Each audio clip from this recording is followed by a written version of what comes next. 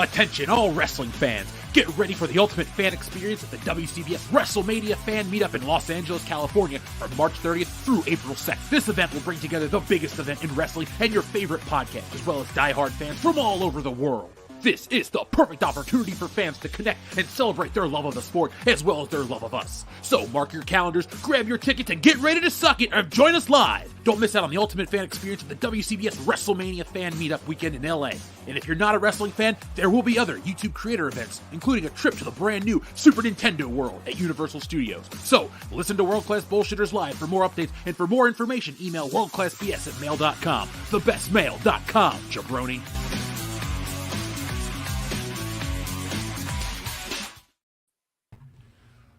Welcome to World Class Bullshitters, the epitome of pop culture. I'm your host, Jeff Hicks, and with me tonight is the last standing Samoan Big Rig, Nik Utam. Oh baby, oh baby, oh baby, don't bet your hedges. No, don't bet your hedges, folks, because your house will be naked. But Dion would like you that way. That's probably a good idea. I think Dion sees every house as a white woman. He just wants to be all up inside it. Up next is American Ramrod, Kendo Slice. Let's see, where did I leave off at? Oh, yeah. Yes, that's right. We won the Super Bowl. Hell yeah. Suck on that, Philly Cheese Dick Nation. What about the rest of you slap dicks in the chat that had nothing but shit talking to do? How do you like me now? My homie, my quarterback, my MVP. Let's see. Texas Tech's going to win the Big 12 basketball tournament. You heard that here first. Guns up, horns down. It's been a couple weeks, hasn't it? Suck my dick, suck my stuff, suck it. There you go. Now, folks, if you can't figure out, that's going to be the tone of tonight's show. This is going to be a wild one. Dion's on location in Florida, so he won't be able to join us tonight. But I have some announcements to make about the WCBS Fan Meetup. On Thursday, March 30th, we're going to be hanging out in Santa Monica. We're going to go down to the pier. We're going to have a meetup. We're a beach day. I've been getting emails and messages from patrons as well as other people that are wanting to show up. So, folks, people are people are getting ready. People are coming to this. So if you need help to get there, shoot us an email. We can work things out in the community, blah, blah, blah. But remember, folks, all of that stuff is from the WrestleMania video at the beginning. So I don't have to repeat myself. We got a show to cover tonight. Now, folks, we don't normally get to this early because, well, we want to, but we forget. But we have the word of the day, and it's super early, from our pal, Grumpy Old Bastard, and this is a great one. Thank you for your generous super chat. He says, word of the day is Bangkok. No time to Bangkok. Live and let Bangkok. Or stop, or my mom will Bangkok.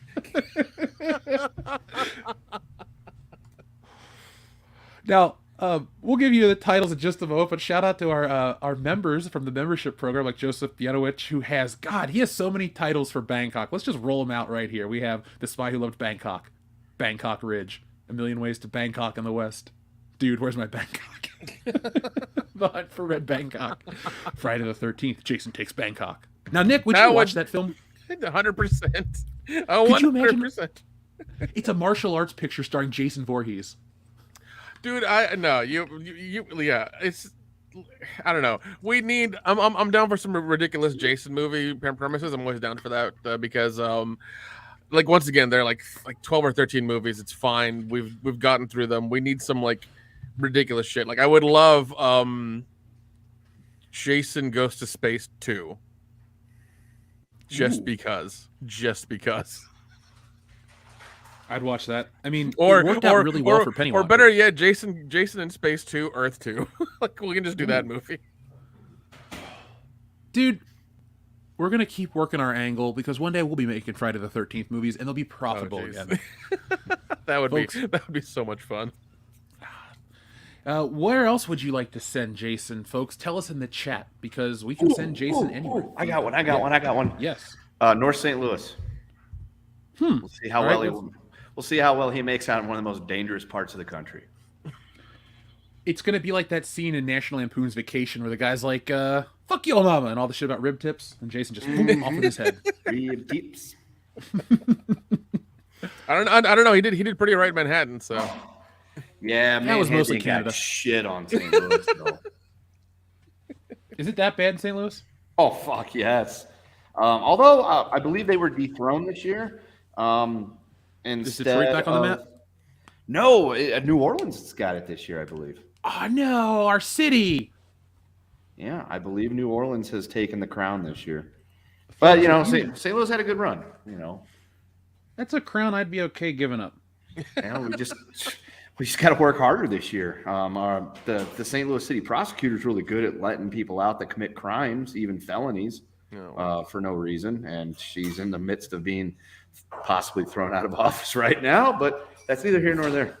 I thought you were going to tell me she's going to get a better position. Sure. I mean, she's going to be running for president one day, right?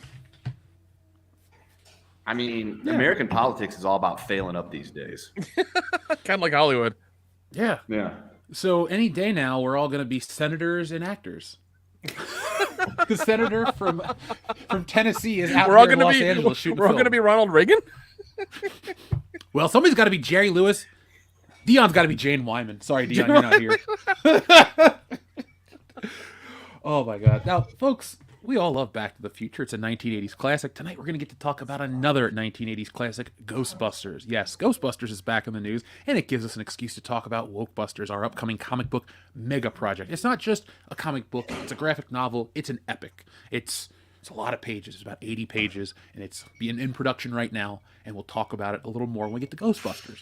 We also get to talk about Tropic Thunder. We have some Coach Kendo History Corner. Nick, we're going to be talking about some blaxploitation stuff. And later on in the show, we'll talk about Atomic Heart, this new video game that's banned in Russia. This Russian video game that's banned for very interesting reasons, as well as the fact that people are upset that a game features sexy robots. So we'll have fun to make fun of those people as well. But let's give a shout out to everyone in the chat. Well, not everybody, because there's a lot of people here. But we'll give a hail to our friend Joseph Bienowich, Clone Geek, Shrebbles08, Miss Ninja Julian, Alexander the Great. Who else do we have down here? We keep scrolling. Dr. Coffin Nails, Garth Monica Vader, Lewinsky. Doxy Mama. Who else is here? I said Monica Lewinsky, maybe. Yeah, Kenneth Starr. He's dead. We reach time and space and the dead. I mean, dude, last night I sat on my bed and I talked to Fiero LaGuardia, and he's been dead for 40 years. Do you have that ability? Do you have the shine? You can just... Apparently Kendo has the shine. It's the shinning. You want You want to get sued? I could just imagine Kendo just sitting on the side of the bed having like a convulsion, and then in reality he's just sitting there talking to a dead guy. He's like, "Oh, Medgar Evers, he saw the movie. He's pissed." It would be extra weird if I talked to Fiero LaGuardia, considering I have no connection to the city of New York. I don't think ghosts... Kendo, that's your ghost ability. You're the world's worst ghost medium. What it is they randomly pick you to bitch about their problems, and you're just stuck. Oh my Oh, God. wait, that's our next comic, Ghost Psychiatrist, where famous dead people come to bitch to Kendo. I feel like that There was we a movie a few movies ago, like that, or a TV show or something. For Dude, sure. then I want to watch it. I don't want to make the comic. Fuck off, cat. Don't wait for me. Pussy's just all over you, Kendo. All over you. No, he does this thing now where he has to like sit there and just reach out for you and like grab you and like pull at you with his claws and things like that. And it's annoying as shit. He does it while I'm sitting on the couch. He does it while I'm sitting in a chair. He's doing it again. And I just chased him off. I hate him. For those who joined me on Tuesday night's High Council, I'm sorry you're not going to hear the cat battle royale. Things have calmed down here at this apartment, but if you want to hear that, folks, go back and listen. It was rough. I had to mute the show. I thought these two cats were going to kill each other. It was scary. Now, let's take care of a little bit of housekeeping tonight. Folks, we're going to play a game a little later in the show. I didn't even tell you guys about this, but our friend Dan sent me a link. There's a Cocaine Bear game that we're going to play at the end of the show tonight. So it'll be fun, folks. It'd be better than Twitch. But if you want our Twitch content, twitch.com/WCBS Gaming. We'll have more very soon. We should make Dion play through Hogwarts Legacy and just see how I'll handle it. Well, they can't cancel him. I mean, hopefully they can't. They can't cancel anybody involved with this game. It's funny. For as much as everyone on the internet is freaking out, J.K. Rowling, guess who made a fucking call to J.K. Rowling? Warner Brothers. Her ass is about to get even richer. So all the people that are spurging out, there's more Harry Potter, there's more Lord of the Rings. Warner Brothers is cashing on their IP, so be prepared. Oh yeah, dude. I heard the game is like made them so much money and it's like top sales and stuff like that, like all kinds of shit. Like it's just, it's just it's been truckloads of money, and I love how like had nobody said anything about like banning it or don't buy it, it would have probably been like an okay release. But the It's like fact a that Streisand effect. yeah, exactly. The fact that all these people have gotten like, mad about it and been very vocal about it all over the place has just put it in everybody's face and been like, oh, this looks kind of fun. I'll try it out. And there you go. Not me. I still stand by the fact that I refuse to play that game. Has nothing to do with J.K. Rowling. I just don't fucking like Harry Potter. That's entirely fine. I don't have anything against him, other than the fact that he's a wizard and he practices black magic and he's going to burn in hell. But other than that, Oh whatever. god, wait till I tell you about D&D. It's really gonna blow your mind. Oh shit. No, I got friends that play D&D, and again, they're my friends. They're going to go to hell, and when they die, but that's fine. Is his name Eddie? No, Okay. All right, that's all I needed to know is if his name was Eddie or not. no, no Eddies. I'm not friends with any Eddies. Moving on. It was a Stranger Things reference. Anyway. Uh, Yes. So, folks, tonight we're going to be talking about all of those things, but, what else is there? Oh, not much. So, I guess we'll start tonight's first topic. Now, guys, let's take it back to 2008. Tropic Thunder. Now, Robert Downey Jr. had just made his epic comeback in Iron Man. We were all on this great journey together, and then Tropic Thunder drops. And in my eyes, cements Robert Downey Jr.'s return, because Iron Man was great, Tropic Thunder was even better. And it's one of the films that people still talk about today. We talk about Tropic Thunder ad nauseum as one of the last great comedies of all time. It truly is everything that everyone says about it. And so, God, 15 years later, we're still talking about Tropic Thunder in an interesting way. Now, guys, you've heard about the controversy surrounding Tropic Thunder. You find it as stupid as I do? yes. Yeah, man. I mean, it was one of those movies where I remember hearing about it and seeing the poster, and it was kind of a far shot of all four of the guys or all five of the guys, and somebody said one of those guys is Robert Downey Jr. and I was like, I don't see him there. He's like, The hell you say? I was like, what do you mean? And somebody just said he's in there. It said at the bottom of the picture. I'm just like, I don't know what you're talking about. I don't see him at all. And then once the trailer started, I was like, oh, I understand now. Mm-hmm. Oh man, yeah, it was wild to learn about who he was in the movie and the character and everything. Because I was just like, I'm there for. As soon as I had the trailer, I was like, no, I'm there for it. It's happening. I'm watching it. Yeah. Dude, Lincoln Osiris is great. Oh yeah.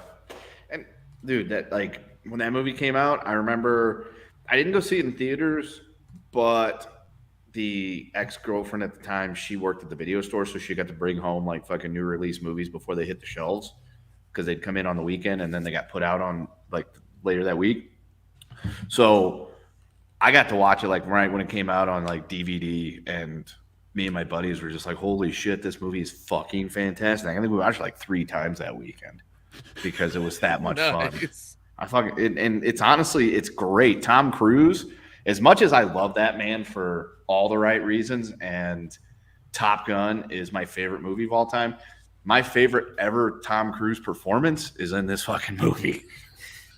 Yeah, mine too. Les Grossman is wonderful. And apparently he came up with the Les Grossman character because they had it written a different way for him. And he's he's supposedly based it off of somebody that works for Paramount or somebody like that he's dealt with in the past. Yeah, and he everything you saw about it, his physical appearance wasn't supposed to be that way. He kind of made the character kind of balding, the giant arms, the hairy arms, and everything and just all that stuff. And he's the one who pushed for him dancing. I'm just like, I can't hear that song and not think of him. I know. Player. Dude, even the support, Tropic Thunder is one of those films where every role is cast perfectly, from the top all the way to the bottom. Even the guy that's the grip, he goes, find me the grip, punch him really fucking hard in the face. And he's like, sorry, and hits him. Everybody is great. Fucking Steve Coogan in his micro role as Damien Cockburn. Can you guys find me a bad performance in Tropic Thunder? I don't think so.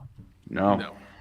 Now, the thing that everyone likes to talk about constantly is the controversy, but Ben Stiller has been quoted to talk about the controversy recently, and it's kind of interesting. So, Ben Stiller has said he's proud of Tropic Thunder despite the film's past controversies. In the 2008 satirical comedy, Robert Downey Jr. plays Australian method actor Kirk Lazarus, who undergoes pigmentation alteration surgery to darken his skin to play a black character in a war movie. For the role, Downey Jr. was nominated for Best Supporting Actor at the Oscars. How times have changed. Oh yeah. Along with the use of blackface, Tropic Thunder attracted criticism for its depiction of disabled characters. In the film, Stiller's character, Tug Speedman, plays a character called Simple Jack in a film within Tropic Thunder, which is supposed to be a satire of actors who's chased acclaim by playing disabled roles. In response to a fan claiming for Stiller to stop apologizing for the film on Twitter, the actor replied, "I make no apologies for Tropic Thunder. I don't know who told you that. It's always been a controversial movie since we opened. I'm proud of the work that everyone did." Robert Downey Jr. addresses the controversy back in 2020 when he said on the Joe Rogan show that Ben knew exactly what the vision was for this. He's excited. He executed it. It was impossible not to have it be an offensive nightmare of a movie, Downey Jr. said. And 90% of my black friends were like, dude, that was great. I can't disagree with the other 10%, but I know where my heart lies. I think that it's never an excuse to do something that's out of place and out of its time, but to me, it blasted the cap on that issue. I think having a moral psychology is one of the jobs we have as an actor. Sometimes you just gotta go, yeah, I fucked up, and in my defense, Tropic Thunder is about how wrong blackface is, so I take exception. So everybody these two big guys, the director and the actor, one of the lead actors, stand by Tropic Thunder, which we should. I wanted to talk about this tonight because it's like, for as crazy as society goes, for the people that spent billions of dollars on Harry Potter because people on the internet freaked out or whatever you want to say, good for everybody that won, Tropic Thunder is just that movie that can't go. It goes to show you that all the insanity on the internet, there's a line. And people like Tropic Thunder. People stand by Tropic Thunder. We stand by Tropic Thunder. I think it's just a movie that kind of shows how sane you are in these days. If you get offended by... the guy... Okay, sorry to cut in like that, folks. Nick sent me a picture, or Kendo sent me a picture of the guy that Les Grossman is based on. And he looks like fat Louis C.K. Should we show the audience? Yeah, go ahead. That's why I sent it over. All right, so folks... Les Grossman is based on a guy named Stuart Cornfeld, excuse me. There he is. Oh. Yeah. Seems it's accurate. I would say that he got it right. Now, yeah, he did. He sadly passed away on June 26th of 2020, but he's in the film Old School, he's in Fast Times at Ridgemont High, and he's in Darkman, but he produced a shitload of movies. And most of them were pretty good. So, yeah. R.I.P., dude. But there we go. You agree he looks like fat Louis C.K.? Oh, yeah. Yeah, as soon as he produced Tropic Thunder as well. He got to see himself come alive on screen as a vehicle for Tom Cruise. Yeah. That wasn't a jet. Oh man, I fucking love Tropic Thunder. It's and even then, if anybody gets mad at the movie and Robert Downey Jr. for what they did, they obviously didn't fucking watch the movie and they're just retarded. Yeah, they didn't. It's like any other time they get offended by something like that. It's like clearly, it's like if they're like, oh, I get offended by All in the Family because Archie Bunker's such a racist. It's like, well, then you ain't paying attention to the whole thing, because while he is, usually it blows up in his face. And the blackface in Tropic Thunder is not meant to glorify it. It's to make Robert Downey Jr.'s character look like a fucking idiot and make fun of actors in general that are like, oh yeah, super method. Yep. This fucking guy. I'm gonna stop looking at him real quick. Now I wanted to ask you guys, since we're talking about all this offensive stuff, and we're gonna chime in with the audience, what are some other movies that you find offensive these days that you that you enjoy? I mean, a couple years back, they were getting rid of Gone with the Wind. They were putting disclaimers on everything. They're trying to button up for streaming, but whatever. I like offensive movies. There's a lot of good ones out there. There's always a lot of comedies that people are always fucking offended by all the time. Like, it just seems like laughing has become illegal now or something. Like, you can't make fun of anybody, and it's just really fucking stupid. It's like, if you can, I feel like we're this giant melting pot called America, and if you can't make fun of everybody, what the fuck's the point? We're all here. We're trying to get along, and we gotta laugh, man. Because if we don't, what the fuck is all this for? Yeah, Life's too short to be a bitter douche. Yeah, there you go. There you go. Life is too short to be a bitter douche. Like I said, I can't say that I ever have gotten offended by. I'm no okay. I take that back. I have been offended watching movies, not for the reasons a person would get offended, but the fact that somebody actually sat down and said, "This looks awesome. Let's spend money on this and take the time to make this piece of shit movie." That offends me as a human. Yeah, that's yeah. I know what you mean by that. We've seen a lot of those movies where it's kind of like, this went through so many people. The script went through so many changes. Yeah, and they spend money on this thing. Oh dear God. Now, like Tales from the Hood too. I was offended by that movie because of how bad it was. And how much I enjoyed the first one, and that the second one was just a complete off the fucking cliff car on fire. You fucking felt so goddamn uncomfortable watching that with us. Yeah, I did. Because I'm like, wow, this is extremely heavy-handed and on the nose, and I'm not sure how I should feel about this because I am not having a good time.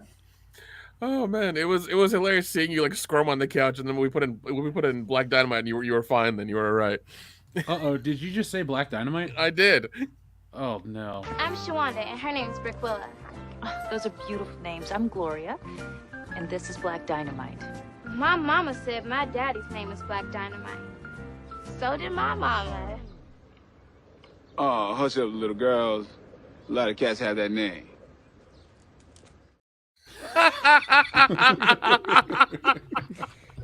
That was pretty nice. Oh my God.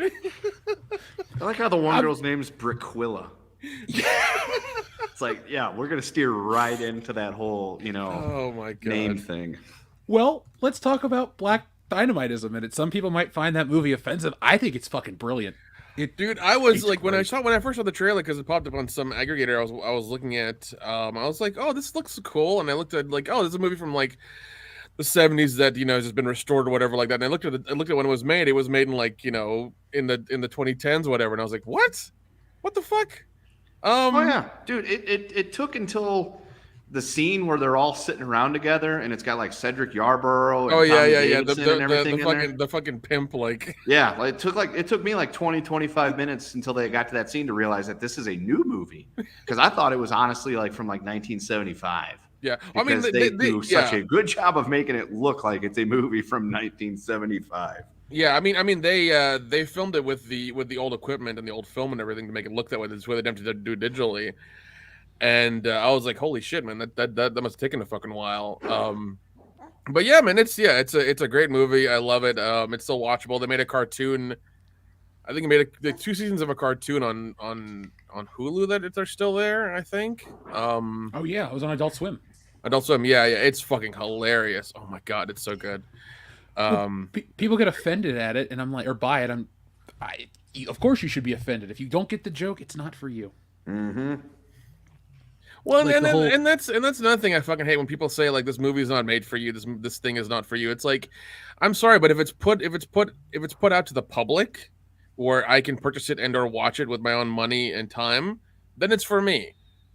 This whole idea of like, these movies are for somebody else or for another group or for another person or whatever like that, I think is entirely bullshit, and I don't like it, because like if the movie once again is out there and accessible by anybody anywhere, then it's for the general audience. Yeah, and it's like when you go to the grocery store and you're like, man, this flavor of chips sucks, and somebody's like, well, those weren't made for you. It's like, motherfucker, they're selling them in the store. Yeah, exactly. Whoever wants to pay for them. Yeah, 100%. Yeah, exactly. Yeah, and I fucking hate that shit when people say this is not for you, this is not meant for you, this thing's for you. It's like, go fuck yourself. Yeah, I'm pretty Really, sure go your fuck wife is the one that started that shit, though. I don't want to talk about her. Don't blame Brie. I don't want to talk about her. Basmati bitch. Basmati whore, get it right. Whatever. It was fun making a video about her yesterday. It hurt a little bit to look at your old ex, Nick, but hey, it is what it is. Now, another movie that I wanted to talk about briefly about being offensive, American Pie. I loved it as a kid. It was funny as shit, but I guess people are offended by it. Probably Why? because of the Nadia scene, how he broadcast Yeah. it over the internet. Like, when you say it out loud, you're like, oh, that is kind of messed up that you hit a webcam in your bedroom and broadcast it to your entire school. But it was 1999, and that technology, like, wasn't as ubiquitous. So you're like, oh, this No, is a movie. no, This kind of shit. no, He no, wasn't no, trying you to. have to- He wasn't trying to broadcast it to the whole school. He was just trying to send it to his friends. He just Oh, yeah, I fucked forgot up and about that part. accidentally sent it to the whole school. Oh, And yeah. if you really want to get technical about it, yes, he did kind of broadcast this naked woman across the internet in his bedroom. But then, by extension, it ended up blowing up in his face Twice. twice when it blew up in his face twice. So it's kind of like one of those things. It's like, oh, that's kind of a scuzzy thing, but he got his comeuppance because it blew up in his face twice. Yeah. And like that, I love when those movies came out on DVD because it came out during the golden age of the unrated DVD. Oh yeah, And dude. and Those what were the best days. Oh yeah, and like the best thing about that age was that whenever the movie was unrated, it was actually like noticeably longer by at least 10 minutes or more. So like even the pie fucking scene is different from the one they saw in theaters. The Nadia scene is like way longer than it was in theaters. There are a lot of other things. It's Yeah. so much better in the unrated Yeah, cut. yeah, He, like, yeah. And the Oh, yeah. one he's just kind of like holding He's it, going and to then the other one town he's on humping that it on the thing. fucking desk. Yeah, exactly. Yeah. Like it's different. I fucking loved it. And there were a lot of extended scenes as well throughout the movie, but that was during that golden age of like the unrated DVD, that were just it was so like you had the theatrical version, then you had the unrated version with like 10 plus minutes added to it. It was fucking great. It was like, God, Euro Trip was great. Did Yeah, Borat have an extended cut? Euro Trip, man. Actually, speaking of that, the movie Megan is getting that treatment with the DVD coming out. There's an unrated Oh, good. version of that on the DVD where it's going to be extended and stuff as well. So, in case anybody is interested in that. I liked that movie. I don't know if I will buy it on Blu-ray to watch the unrated cut. It's probably just going to be like, because did you watch it, Nick? Oh yeah, I watched it. Yeah, it was once again it reminded me of Man's Best Friend, the movie about the robotic dog that escapes the facility and like, yeah, it reminded me of that a lot. Yeah, it was entertaining, but it wasn't necessarily scary. I'm just guessing it's going to be bloodier. Yeah, it might be They wanted to bloodier. get a PG-13 rating. Yeah, I hope it comes to like Redbox. I hope the unrated version comes to Redbox or whatever, so I can like acquire it that way. Rip it. Yep. I'll acquire it that way. Now, since we talked about offensive movies, let's see what those in the chat have been saying. Wait, hold on.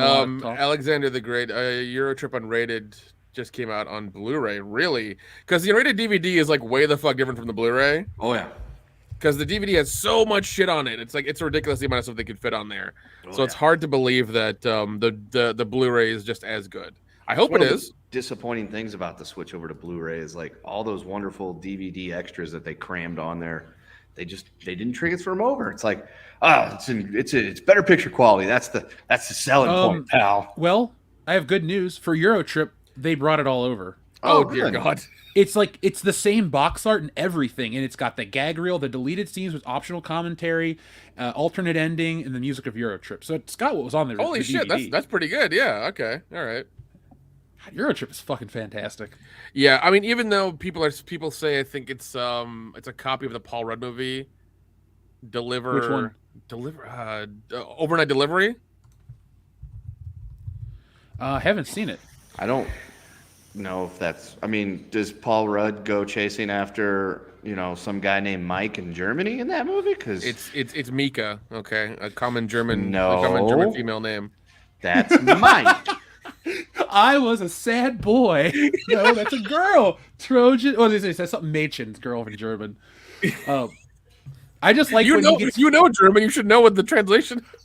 Oh no, it's just been forever since I've seen the movie. I just remember what he said. I gotta study, man. Remember, I was taking German when this movie fucking came out. That's almost 20 years ago. God damn. That's not an excuse. That's not an excuse. Okay, they make Rosetta Stone. Okay, get on it. Use I have Duolingo. Rosetta It's Stone for free. Spanish. Oh. Now, I looked up your movie that you're talking about, Overnight Delivery. College student Wyatt, Paul Rudd, is convinced that his hometown girlfriend is cheating on him. Disconsolate at a strip club, he nonetheless tries to defend the honor of Ivy to one of the. Oh shit! Okay, we should watch this movie. It's just about a strip club, and he goes on the road. I mean, you had me at Paul Rudd. Okay. Well, the stripper he goes on the road with is his classmate and also Reese Witherspoon. See, none of that sounds anything like Euro Trip. I think you're reaching for straws there, Nick. Does anyone scream Fiona? Yeah. Is their parents watching get cheated on? Yeah. Well, it's one of those things where it's like, guy likes girl in a long distance relationship. Something happens and he has to go travel to go see her. It's that kind of it's that trope that happened with that movie. Same thing with road trip. Like it's that kind of. Did thing. he go anywhere near Berlin? Because that guy said he's going to Berlin. Nie wieder Berlin. See, I remember the German for that part, motherfucker. Yeah. You do realize Eurotrip is about to be a part of the show. Had we got any mail this week, the button for the show is mail, motherfucker. So. Oh no! You need to get that button. You need to get that fucking button. That's Yeah. And you need to keep it for forever. That's what needs to happen. We'll keep it for all the fan mail, of course. Oh yeah, no, definitely. Yeah, no, that was another fun movies like that came out and had the nice, unrated DVD release. I'm glad they finally caught on to like goddamn Blu-ray. It's about fucking time. Jeez, that's so dumb. Because I was happy when the first Blu-ray came out, and I was like, oh cool, all the things are gonna be on there. Nope. Terrible, just fucking terrible. Yeah, I'm glad they were lazy and just up-converted everything on the disc and said fuck it. I think they did. I think they did it with the Harold and Kumar movies, where like the DVDs and the Blu-rays are the same. They both have like all the crap on them. Oh, good. Yeah, As it should be. yeah. And Harold same Kumar is thing- another movie that would be offensive by today's standards. It's like the cop. Oh, you can't have the cop say that shit, but that's the joke. He's I a said racist that the other day at work. Five Granted, hours to you. it was with other teachers, and they knew about Harold and Kumar, so they got the joke. That's good. That's good. That's good. Had they not, you would have been in trouble. Right. I'm not going to say that to any of the kids. Yeah, I wouldn't. Because they No, haven't that's seen because it. Four that's U's because, and that's three because N's. the kids are different Indians. They're the remakes. The real ones. The remakes. No, it's okay, man. It's fine. It's okay. I mean, I'm pretty sure they're the ones that were the ones that were being looked for. So last time I checked. I don't think so because Spain's on the other side of the world, there, buddy. Well, I think you've read the wrong book because last time I checked, they were the first ones that were found. I mean, So, maybe you should stop appropriating their culture and taking. They're the stepkids, Kendo. They're the stepkids. Okay, come so on. then if you're so freaking out and proud about it, then why don't you go to Cleveland and protest the damn baseball team and tell them, like, okay, look, you took away Chief Wahoo, but here's, Jugdish, and it could be like a cab driver. They could still be the Cleveland Indians. They'll just be a different type of Indian. That would be perfect. Instead of big smiling. The angry cab driver. Fuck yeah, dude. That'd be great. Instead of, being, Chief Wahoo smiling, it could be, Jugdish the cab driver. And if you want to make him a Sikh, you can give him a hat. Give him a hat. I like that. I'm down. See, there's a fucking missed my God. opportunity if I've ever seen one, because you can't tell me the Indian community would not have gotten behind that. Oh, 100%, man. I mean, they were just happy. They were really happy when the Temple of Doom happened. Yeah. But I mean, if we get our own fucking mascot for a team, we'll take it. They would be like, holy shit, you serious? Yeah, fuck yeah. We're in. We're sold. Yeah. You realize how much Cleveland Indian gear we get sold in India? Also in New Jersey, because there's a lot of them there too. Oh. I don't want to go. It's my No. least favorite state. No. America's armpit.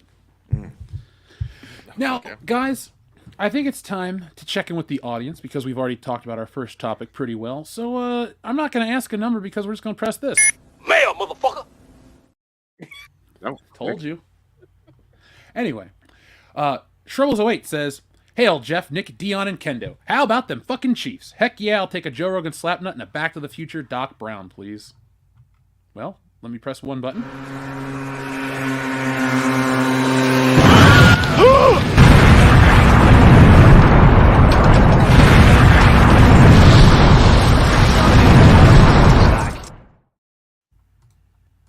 And then the other one. Kendo loves this button, so Kendo, you get to celebrate twice.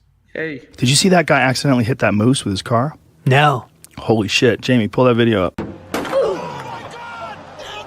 It's Mr. Flatnut to you.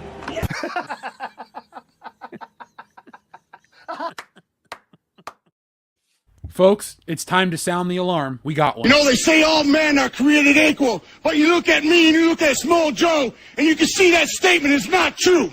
See, normally if you go one-on-one with another wrestler, you got a 50-50 chance of winning.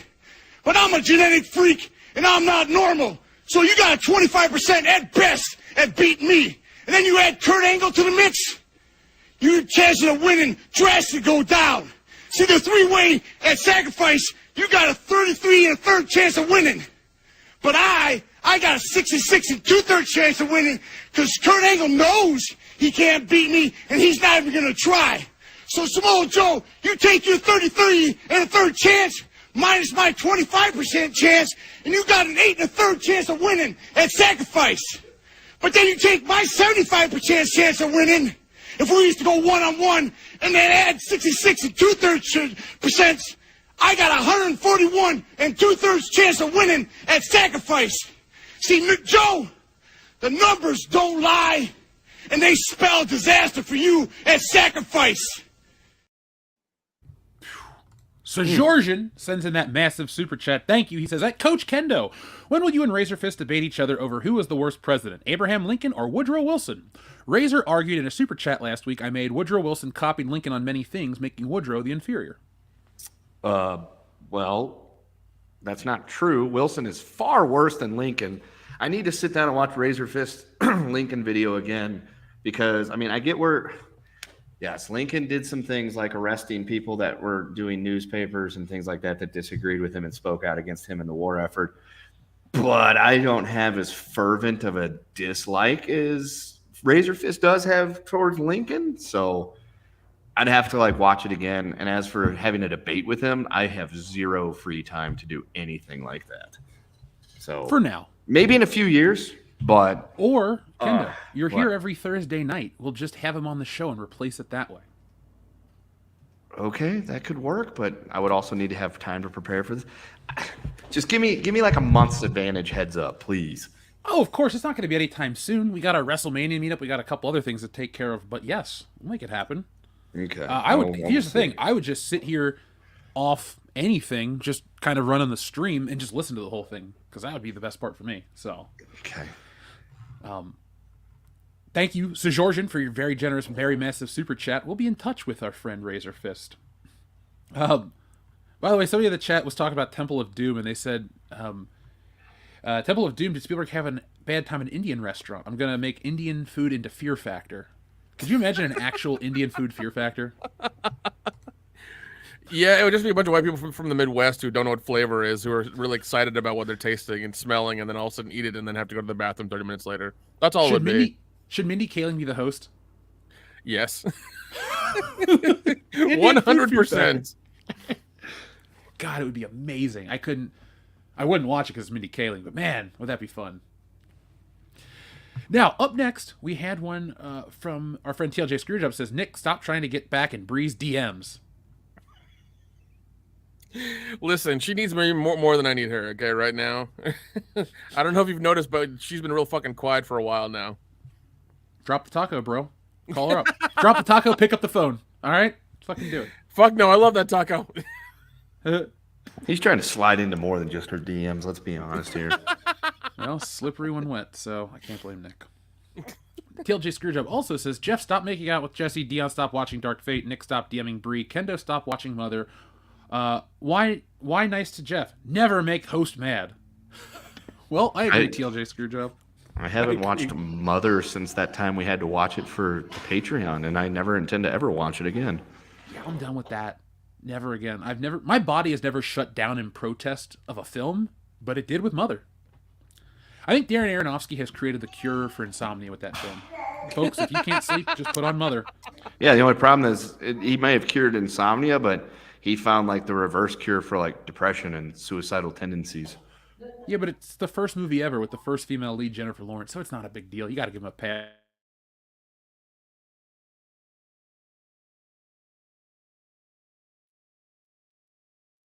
Steve is here. He says, remember that time Dion was the word of the day? Ninja Lawyer Farms remembers. Links in the email. Thank you. Thank you, Ninja Lawyer Steve. John Thomas says, I honestly thought that McConaughey, I didn't realize that was Tom Cruise, and his performance was effing insanely good. Mm-hmm. Oh, dude. Everybody was great in that. I do like McConaughey. Anytime the Pecker. I can say the Pecker. Anytime I can say the phrase, you make me happy, I'll go, you make me happy. Love you, buddy. And then hang up the phone. I say that all the time. God. Oh, man. Modalicious. I I share your sentiment. Merp and Derp, I'm upset about Tropic Thunder. Congratulations, you missed the joke that was addressed throughout the entire movie. You are now upset about a 15-year-old movie and missed a 15-year-old joke. God, I can't believe the movie's 15 years old. Oh, shit. I don't know. Did I ever tell you guys the first time I saw it, I actually watched it bootleg on the internet, and I liked it so much I went out and saw it in theaters the next day? It was that good. I was like, look, I love this movie. I will pay to watch this. And I went back. So, and I've owned it on every format subsequently. I got to get that 4K disc. It's a great movie. I say that not because Ben Stiller's listening. He might be. He was. What would Walter Mitty want to do? Well, I know what he'd want to do. He has a secret life. What are you talking about? Exactly. He's off fly fishing and climbing mountains and shit. Contestant, okay, that's what he's doing. TLJ Screwjob, thank you very much. He says, New Jersey's your least favorite state? Try living here. Sad face. No, thanks. Oh, jeez. I've been to the Newark airport a few times. That was enough. When it cost me $25 for a pack of cigarettes, a bottle of Coke, and a sandwich, I was like, yeah, I have no desire to ever come back to this state. Yeah. Xavier to God says, fuck, marry, kill, MCU phases 1 through 3. Well, that's easy. Marry 1, fuck 2, kill... Wait, shit. 3's got Marry 1, Infinity fuck War. 3, kill 2? Yeah, that's correct. That's correct. Yeah, I'll take it. That's correct. I'd have to sit down and look at the movies that were in each phase, but I'll just go with that one for right now. Remember, the first phase is Iron Man 2, Thor, Avengers, and Hulk. Like, it's a solid lineup. Nah, Iron Man and the Avengers is a solid lineup, but oof. Phase 3 includes Captain Yeah, Marvel. the first Thor wasn't bad. The first Thor No, was I thought the first Thor was fun. It was okay. Hulk was pretty good. Was it though? It's better than the one before it. Yeah. Yeah, but that's like saying, "Oh, I didn't get hit by a car today. It's a good day." Well, yeah, of course it is. Yeah. Dixon Cider, thank you very much. The voice actor for One Punch Man and Venom from the 90s Spider-Man cartoon will be in Texas in April. Guess who's sending you some gifts later? Oh, Dixon Cider, thank you very much. That's awesome, man. Still one of the best names out here. If you... Okay, so... Wait, you're going to meet Hank Azaria? Because Hank Azaria is the voice of Venom. Wait, is he on One Punch Man? I don't know, because I know him from The Simpsons, so... Maybe somebody else did Venom from the 90s cartoon? Let's see. Nope, I guess he didn't do it. Azaria, Texas, convention. Let's see what we can find. My Hank Azaria won't play out poo anymore. I'm glad to see that's the first thing that pops up. Yeah, that's the most important thing. I don't see anything on here. I think that guy's lying. Oh, it might be a different voice actor. No, he's just lying. Lying in wait. Yeah. Thank you, Dixon Cider. We have everything you've already sent. We have the ponies. We have the pictures. I sent the stuff to Dion. I gave it to him in person. Thank you, though. We appreciate everything, folks. TLJ Screwjob, thank you very much for your generous super chat. He says, the Indian food talk reminds me of a John Panette joke. You head to the bathroom and hear, ah, and think it's Indian music, but that's just the sound of flames shooting out of your ass. Sounds about right. For those who have never had it, that's basically what happens. If Cali is the China of the West, then New Jersey is the Cali of the East. It says TLJ Screwjob. Thank you, TLJ Screwjob. Okay. Yeah. Hey, that's what TLJ Screwjob's saying. I'll take his word for it. I don't want to spend that much time in New Jersey. John Thomas says, Kendo, you were gone the other week. I watched a doc on Charles I of Austria and his secret negotiations with France. How different things could have been, and Italy torpedoed it over the port of Adriatic. I'm assuming you're talking about World War I, Charles I. I guess that's Carl. So, had they been able to make peace, it would have made things a lot different because then the Germans would have been standing alone. Italy in World War I is a very strange bird. I think they played for both teams at one time, and I'm not talking about in the fun way. And a lot of bitterness. But yeah, if they could have made some kind of an agreement, then yeah, that could have definitely changed the trajectory of World War One. It's going to end the same way regardless, but I don't know. I'd have to see that documentary and look into it a little bit more to give you my alternate history, what could have probably or possibly happened type thing. I'll have to check it out too. I like history. I like documentaries. I like money. Frito Pendejo agrees.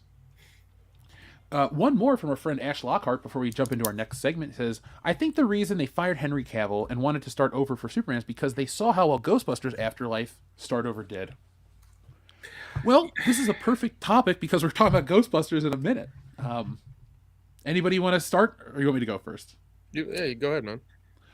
So, I think Ghostbusters Afterlife exists to save an existing franchise because Ghostbusters, the people on the internet don't realize it that like the movie, but the Ghostbusters 2016 movie hurt that brand. And Ghostbusters is the brand that's held together by chicken wire and tape and dental floss and memories. See, we all remember it being great. We all love it. We have the original toys, the movies, all that stuff. The fan base is as strong as a Star Wars fan base. We love Ghostbusters. But the people, Sony, that handle the franchise do it pretty poorly. And so when they went all in on that 2016 piece of shit, it really damaged Ghostbusters to the point where it could go away. And you think, well, Ghostbusters went away? They don't make anything else. You don't realize Ghostbusters comes out every once in a while. They got comics that are pretty much in a regular rotation. They put out a game every couple years. They keep themselves around in the collector's market, and they keep them around in the collectible toy market that most people could get. So Ghostbusters might not have new movies, but Ghostbusters is a big property that has a lot of life.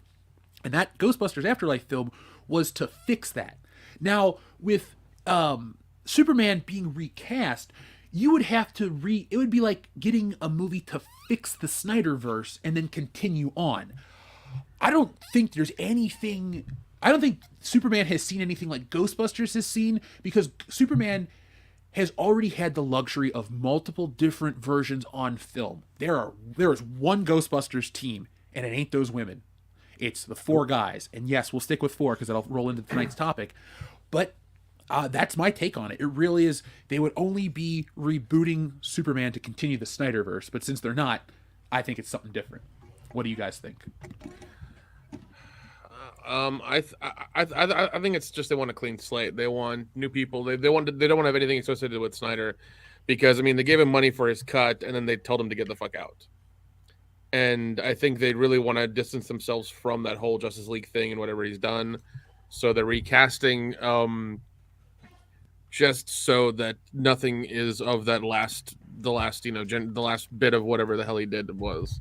So they just have total control over it. New person, new outlook, new way of doing things, new film style, new director, new filmmaker, everything. So this way that, everything looks different from all the shit he did. They just want it to all be different and to all be put under the rug and be like, hey, we're doing new stuff now.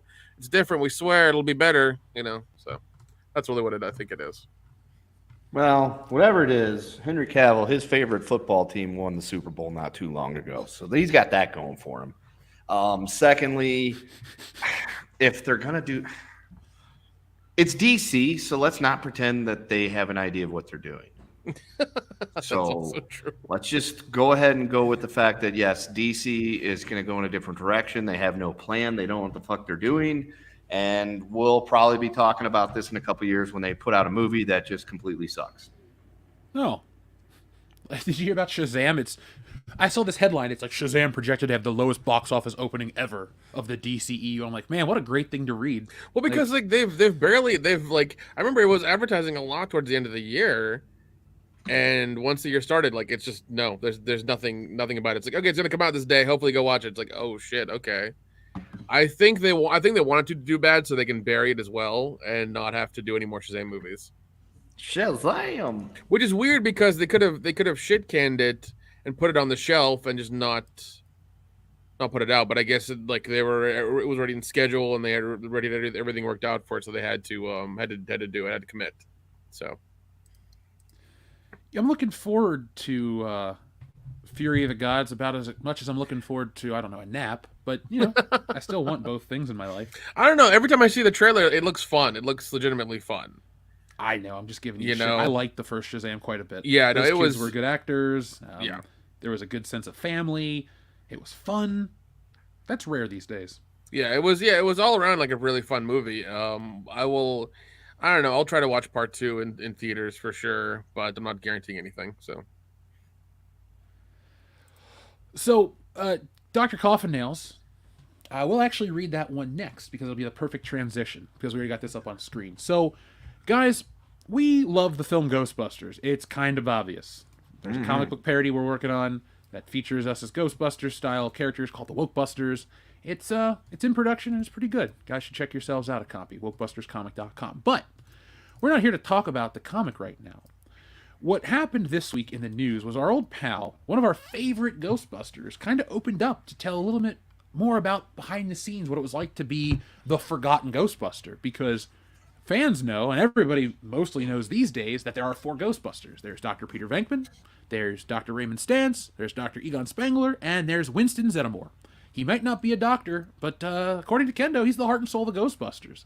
And I agree, Winston is a wonderful character, and it turns out the people at Columbia Pictures didn't give a shit about Winston. Hard. Now, Kendo, Winston's your favorite Ghostbuster, correct? That would be correct, Jeff. What do you enjoy about Winston? Just he's the outsider. He's us. Like you've got the scientist there and a kid screaming in the background, but you've got the scientist, and his jokes are the jokes that we'd make. Like, when he's talking about the Twinkie and his response is that's a big Twinkie. Yeah, because it's like, does he understand all of what just went into the thing behind it? Probably not, but he understands that's a big fucking Twinkie.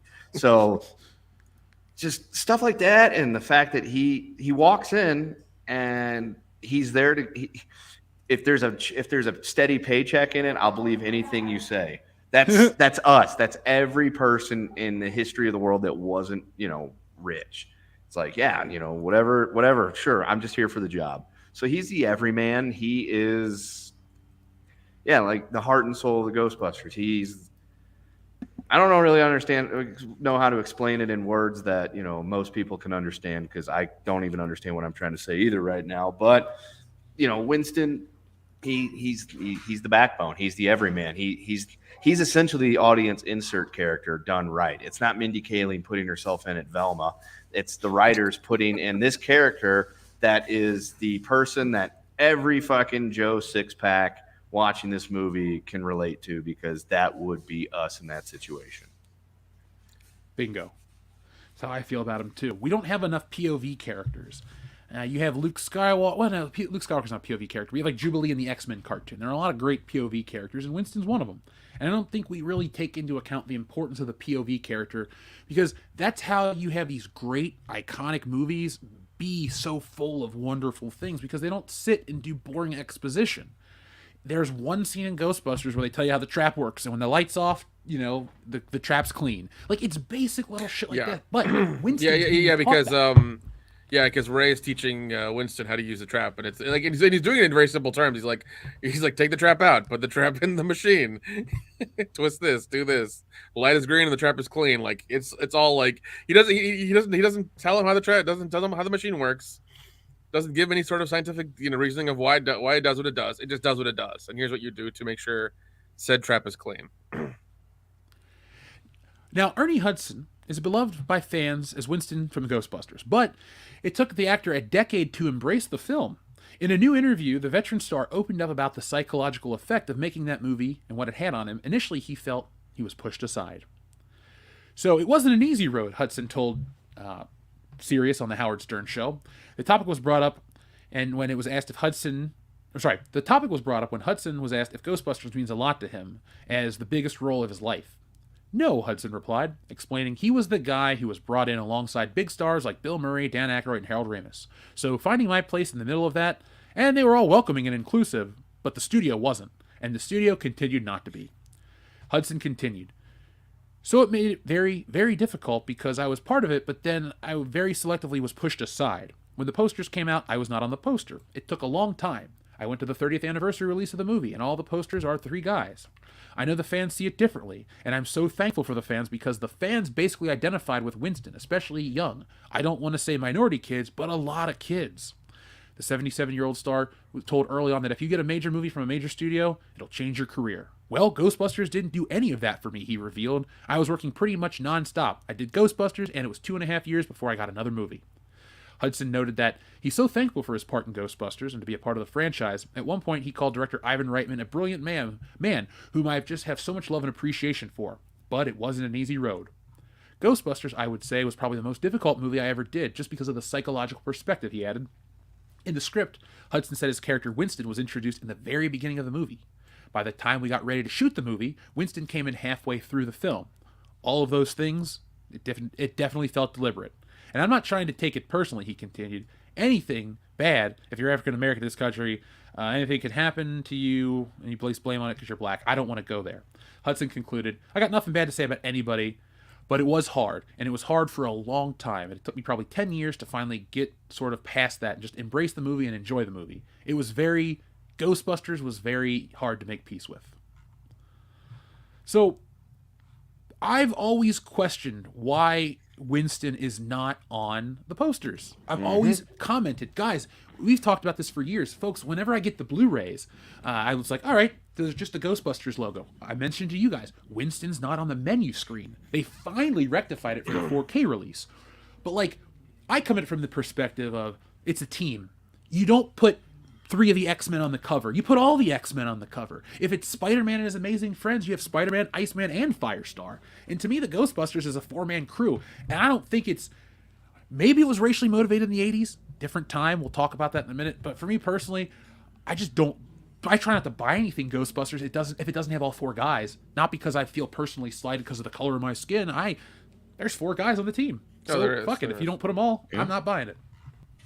No, I'm right there with you because, I mean, I remember going to the video store as a kid and they'd have like the posters up of all these movies, and we're still talking about like 1989, 1990, and the Ghostbusters poster was always on there. And I always wondered, why isn't Winston on there? And then it would say, you know, like it's how it says Bill Murray, Dan Aykroyd, Sigourney Weaver. And I'm just like, well, how come the other guys' names aren't on there? Because I always consider them just as big of a part of the movie as the other 3. And it's just like, why is Harold Ramis not on there? Why is Ernie Hudson not on there? Why, you know, that's the team. Those are the stars of the movie. So I've always been in that camp ever since I was a kid, just of like, why isn't Winston on the poster? What, you know, why is two of the guys' names left off the poster? You know, stuff like that. So I get that. I mean, I didn't know about all the other behind the scenes bullshit that went with it too, but Ernie Hudson doesn't strike me as the type of person that would be coming out and saying all these things now, trying to make it something that it's not. Because what would he have to gain by it, and why would he have waited until now? Especially as he's still a part of Ghostbusters. Like, right. He's in every one of the movies, including that shitty 2016 one. And Ghostbusters Afterlife, to bounce off to that super chat from earlier, like, they brought them all back. And I don't think they really owed, like, in the film, the character of Winston makes sense. Because I feel Ernie Hudson. I understand what he's going through. But in a lot of the making ofs, they've talked about the script changes and how that was just a script change. Like, you know, they're high on cocaine writing this fucking movie, making up jokes, going by the seat, flying by the seat of their pants, and then it shifts. It's in all these Ghostbusters making of books. They talk about the script rewrites and changes and how it sadly pushes Winston back. I think part of it has to do with when they thought they had Eddie Murphy in the role. So they wanted to feature Eddie Murphy early, but, you know, without him, he goes off and does Beverly Hills Cop.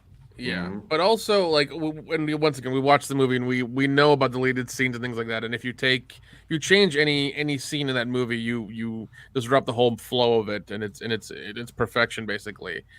Yes, it does suck that he doesn't get introduced but halfway through the movie, but his introduction is good because you have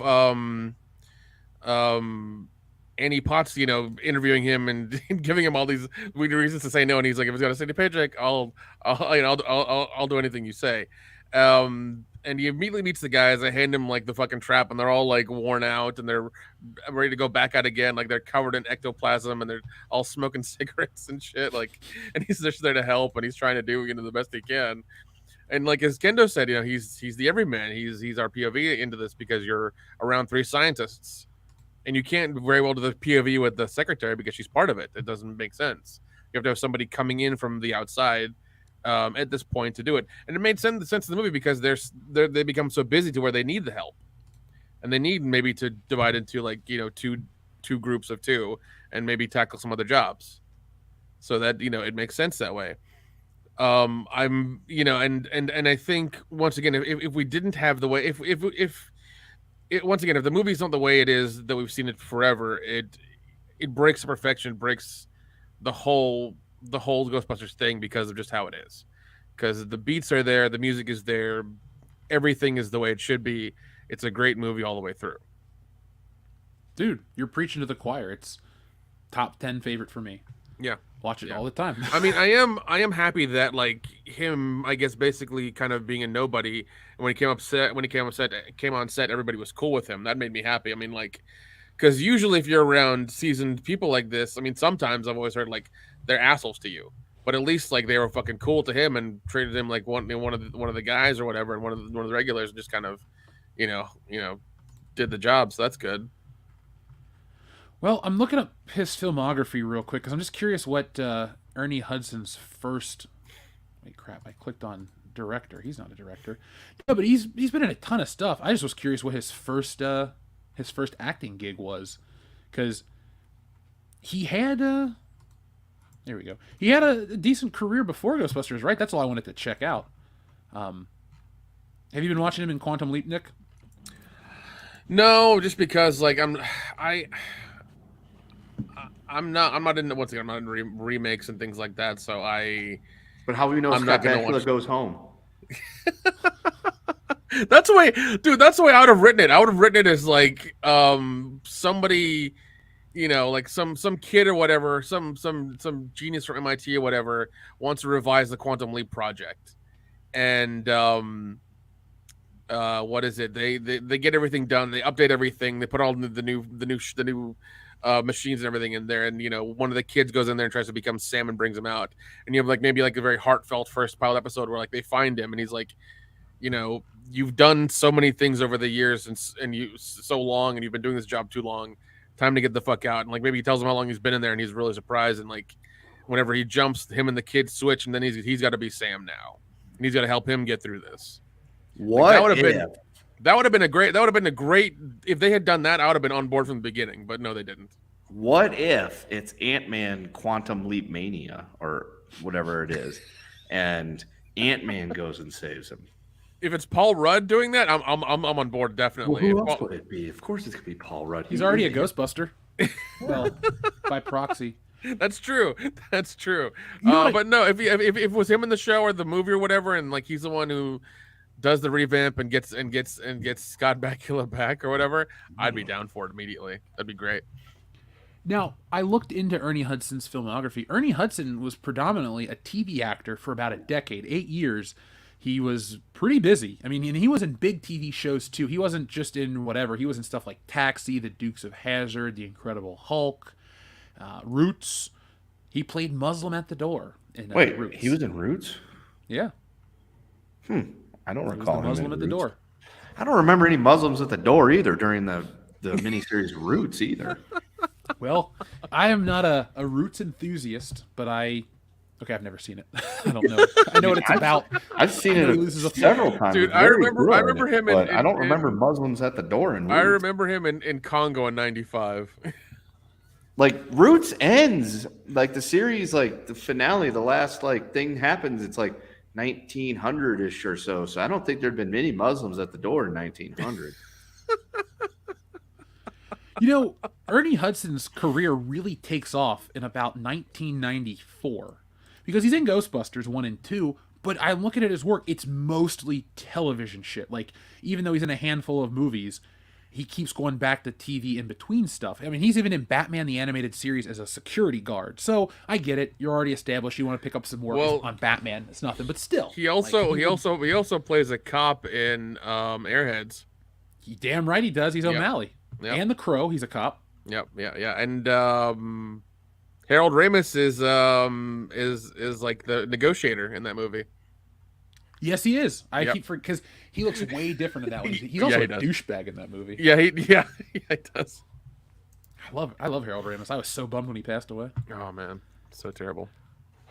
Kendo, I'm glad we talked about your favorite Ghostbuster, Winston, tonight, because, folks, in the comic Wokebusters, Kendo is our Winston character. He's our Yay. Winston surrogate. And see, folks, let me share the poster for the Wokebusters, because we don't leave. No Wokebuster gets left behind, okay? So, folks, when you see the Wokebusters in action, you will always see all four of us. Guys, when I'm working on the book, there are times where I'm working on panels and I'm like, shit, I gotta remap this so it fits all four of us. Because, admittedly, it's a lot easier to do trios in art, but you gotta represent everybody. So there's all the Wokebusters in action. There's all four of us. Folks, make sure you guys go to wokebusterscomic.com right now to pick up a copy of this book. It's in production. It's an epic. It's bigger than you can possibly imagine. There are monsters, big and small. They fly, they don't fly. There's a lot of action in Wokebusters. They fly now? They fly now. Nick almost to be dies fair, when he tries to fly on one of the monsters. It's a lot of fun. To be fair, if you would have put out the poster and it would have looked like the Ghostbusters poster and I wouldn't have been on it, I would have not. I would have been like, oh, okay, I get it, because it's a copy of the original Ghostbusters. So I wouldn't have got all pissy. So there you go. You got that going for you. Yeah. I'd have been like, oh, I get what he's doing there. That's the original Ghostbusters poster. They left fucking Winston off of it too. Well, on this one right here, the action cover with the women or whatever, this is kind of a take on those poses, but I'm like, I gotta fit Kendo in, because there's no way I refuse to leave a Wokebuster behind. There's no studio at WCBS that likes, I don't know, half of us, but not the other half. That'd be messed up. Dion should be on all movie posters too. This isn't China. Do you guys want to do Chinese comic book releases where we just leave? They're just Kendo comics. We'll give you black hair, and we'll call you American Hero. And all you'll American Hero. You kidnap Harrison Ford, and you fight monsters. American Hero. It's all one Oh, book. my God. Oh. Yeah. Also, Ernie Hudson was in the news Ghostbusters game. With the ending of the Afterlife movie, he's the one taking over and using all of his money to make sure that Ghostbusters becomes a thing. And the movie, I think the new movie's supposed to come out this December, but I don't know about that. So I'm glad they gave Winston the nod. He's the most successful Ghostbuster. He's got his $1 billion business, and he stayed friends with Janine all these years. You know what? In a way, Ghostbusters Afterlife even addresses that Winston and Janine are second tier to the team, but they wrote them up, which is cool. I'll just say it like this. I wish the Disney Star Wars movies, sorry to bring them up, I wish the Disney Star Wars movies treated their characters the way the Ghostbusters Afterlife treated the old Ghostbusters. I was there fucking when Egon shows up at the end in spiritual form or spectral form or whatever. That was awesome. There was no moment like that in Star Wars. You couldn't get Han who could lay on screen. I love that the person that stepped in to do that was Ivan Reitman. When Jason when Jason was when his son was directing the movie, and it was really sad to hear that I think a few months after that he passed away. Yeah, he did. Yeah, that was extremely sad. But then they started releasing the pictures of both of them on set and everything like that. It was wonderful to see. It really was. I wanted to they made an action figure of Ivan Reitman as a Ghostbuster, but they only made 2 of them. They gave one, I think, to his estate, and then the other one probably given to somebody at Hasbro to sell off. But I'd love to have the fucking, because he's like the last Ghostbuster. So, folks, if you ever know about getting customs made, let me know if you see a good Ivan Reitman custom. Oh God, dude, that'd be yeah. I mean, I'm sure you could ask somebody on Etsy to do that, man. They yeah. Well, there's a guy. What is it? Ghostbusters News. They always feature someone who makes the Ghostbusters customs all the time. They'll feature someone from Etsy who does that. I'm sure you could ask them to do it. One of the Ghostbusters podcast reached out to us when Wokebusters was first doing its thing, and the guy got sick. And he's like, I'll get back with you. And we just never were able to make a time work. But, it's cool. The Ghostbusters community is very cool. I love when you go to the conventions and there's the Ghostbusters of Ohio, and it's just people dressed up as Ghostbusters, and they take donations for charity. Oh yeah, dude. How can you hate on Ghostbusters? Yeah, definitely, man. But yeah, they always got fun stuff at their booths. They have the giant life-size Vigo, the Carpathian painting and everything. I wish... Oh, wait, never mind. I don't have to wish anything. We're going to do one of these cons guys will go full Wokebusters gear just to go take pictures with the real Ghostbusters. And what we'll do to piss them off, Nick, is we'll say we bought our packs, we didn't build them, and then we'll run off. Oh man, I'd be so mad. I mean, if anybody who builds their pack, I mean, good for you, man. That takes a lot of fucking time and effort because, yeah, it's not a joke. I've seen kits, I've seen people who build them. Like you have to know soldering and wiring and programming and all this other kind of bullshit. You have to know some art. You have to know some art stuff about distressing paint and this, that, and the other, and doing that whole thing. Like it's crazy. Holy shit! Yeah, the figure's going for $27,000 according to members of the show. Jesus. Well, I'll just have to get 3 now, won't I? Kendo, I didn't know you were living in champagne wishes and caviar dreams, buddy. All right, Robin Leach, calm down.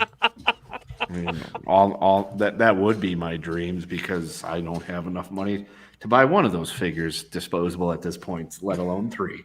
Oh, to be fair, they were auctioning it off for a children's hospital. Oh, okay.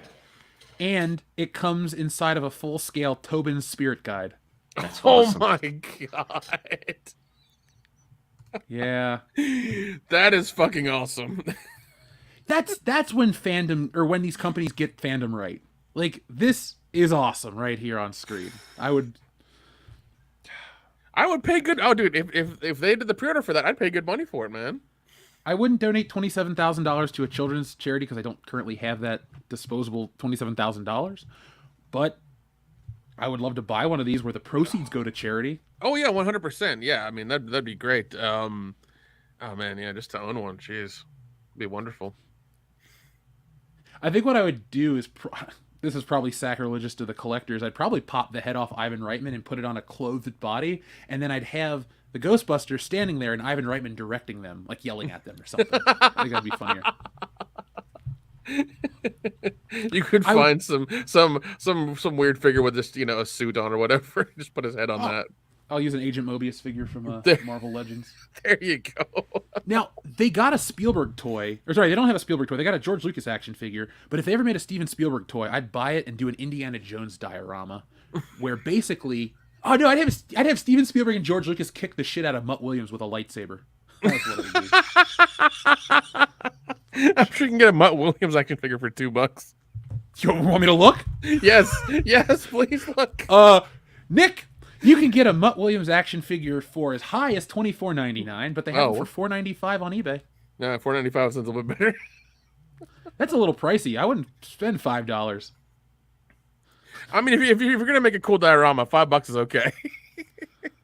God, dude, I guess we've reached a point where they're now valuable because they're going up to $20, $50 for some of them. That's crazy. Because there's a new Indiana Jones movie coming out. That's why they're valuable. Man, that movie's gonna be a disappointment. It's just a countdown to it's sucking basically. Yeah, I mean, I'm not disagreeing with you at all. What do we got till the end of June or something? I have no idea. I really don't. I'm what is it? I'm looking forward to Cocaine Bear coming out this weekend and John Wick coming out like next month or something. Like that's as far as my expectations for movies go. Dude, Cocaine Bear is going to be crazy. Yep. Folks, we're going to be playing the Cocaine Bear game a little later in tonight's show. Anything else you guys want to say about Ghostbusters before we move on to our other topics tonight? If you haven't seen it, what the fuck are you doing? Yeah, I don't...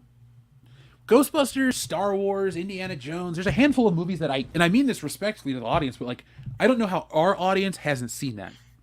That just is very foreign to me. Like, if you found us through other means, awesome. We want you to stick around, get in the community, have fun. I don't know, man. Like, when our meetup coming up, I'm assuming everybody has seen Ghostbusters, so. Yeah, there's like the 80s checklist of movies that you have that are prerequisites basically you have to watch. And Ghostbusters is one of them because I mean, yeah, I don't know. It's so iconic and been around for so long. Like, how have you not seen it? There's not an excuse. Yeah, it's a household film at this time. Yeah, and especially nowadays where you have access to everything at your fingertips all at once. Like, you have no excuse literally to not watch it. Clone Geek has never seen the Goonies. Well, Chloe, it was nice knowing you, buddy. Take care. I mean, I hadn't watched it forever until like 5 or 6 years ago. It's all right. Yeah, but you would at least seen it once. That's fine. Oh yeah, I bought it on Blu-ray because the Blu-ray was like Walmart for like $6. I was just like, fuck it, I'll buy it. I'll sit down and I'll watch it. And I've watched it a few times. I don't go out of my way to watch it, but I've got nothing against the Goonies. It's a fine movie. Yeah, it's fun. Watched it the other day. Nick, oh, it's fun, mister. I traveled to Astoria, Oregon, and I put a bid on the fucking house and got outbid by that guy, and I'm still pissed. Yeah, I know. Yeah, you what like a Goonies douche. a little bit. You know my secret, goddammit. Well, the good thing is the guy who bought it is a fan, so I'm not mad. There is one. I think we reported on this. There's one Karen out there who put up a sign that says "Goonies not welcome." And I was like, how the why are you bitter about this? What's going on? Oh man, Dr. Coffinails in the chat is calling the Goonies overrated, sir. No. Ouch. Folks, what are some other famous movies that you haven't seen? I've never seen E.T., and I'm not going to watch it at this point just because I haven't seen it. I've seen E.T. twice in my life, and twice I've been disappointed. Shawshank Redemption. Oh, that's a good movie, though. Oh, I'm sure it is. I've heard nothing but good things about it. I get like the cultural like references and stuff to it, but I've never watched it. Fight Club, I've tried watching a few times. I can't get into it. Oh, did I watch Fight Club the other night? It was so fucking good. I actually started reading the Fight Club 2 comics. They are so fucking weird. They're incredibly weird. Now, before we lose our Ghostbusters topic, our friend and member of the channel, Joseph Bienowich, sent me a message. And, guys, did you know that Ernie Hudson was a Pokemon player? And he's in a documentary from 1999 about the card game? That's awesome. I saw that video clip the other day.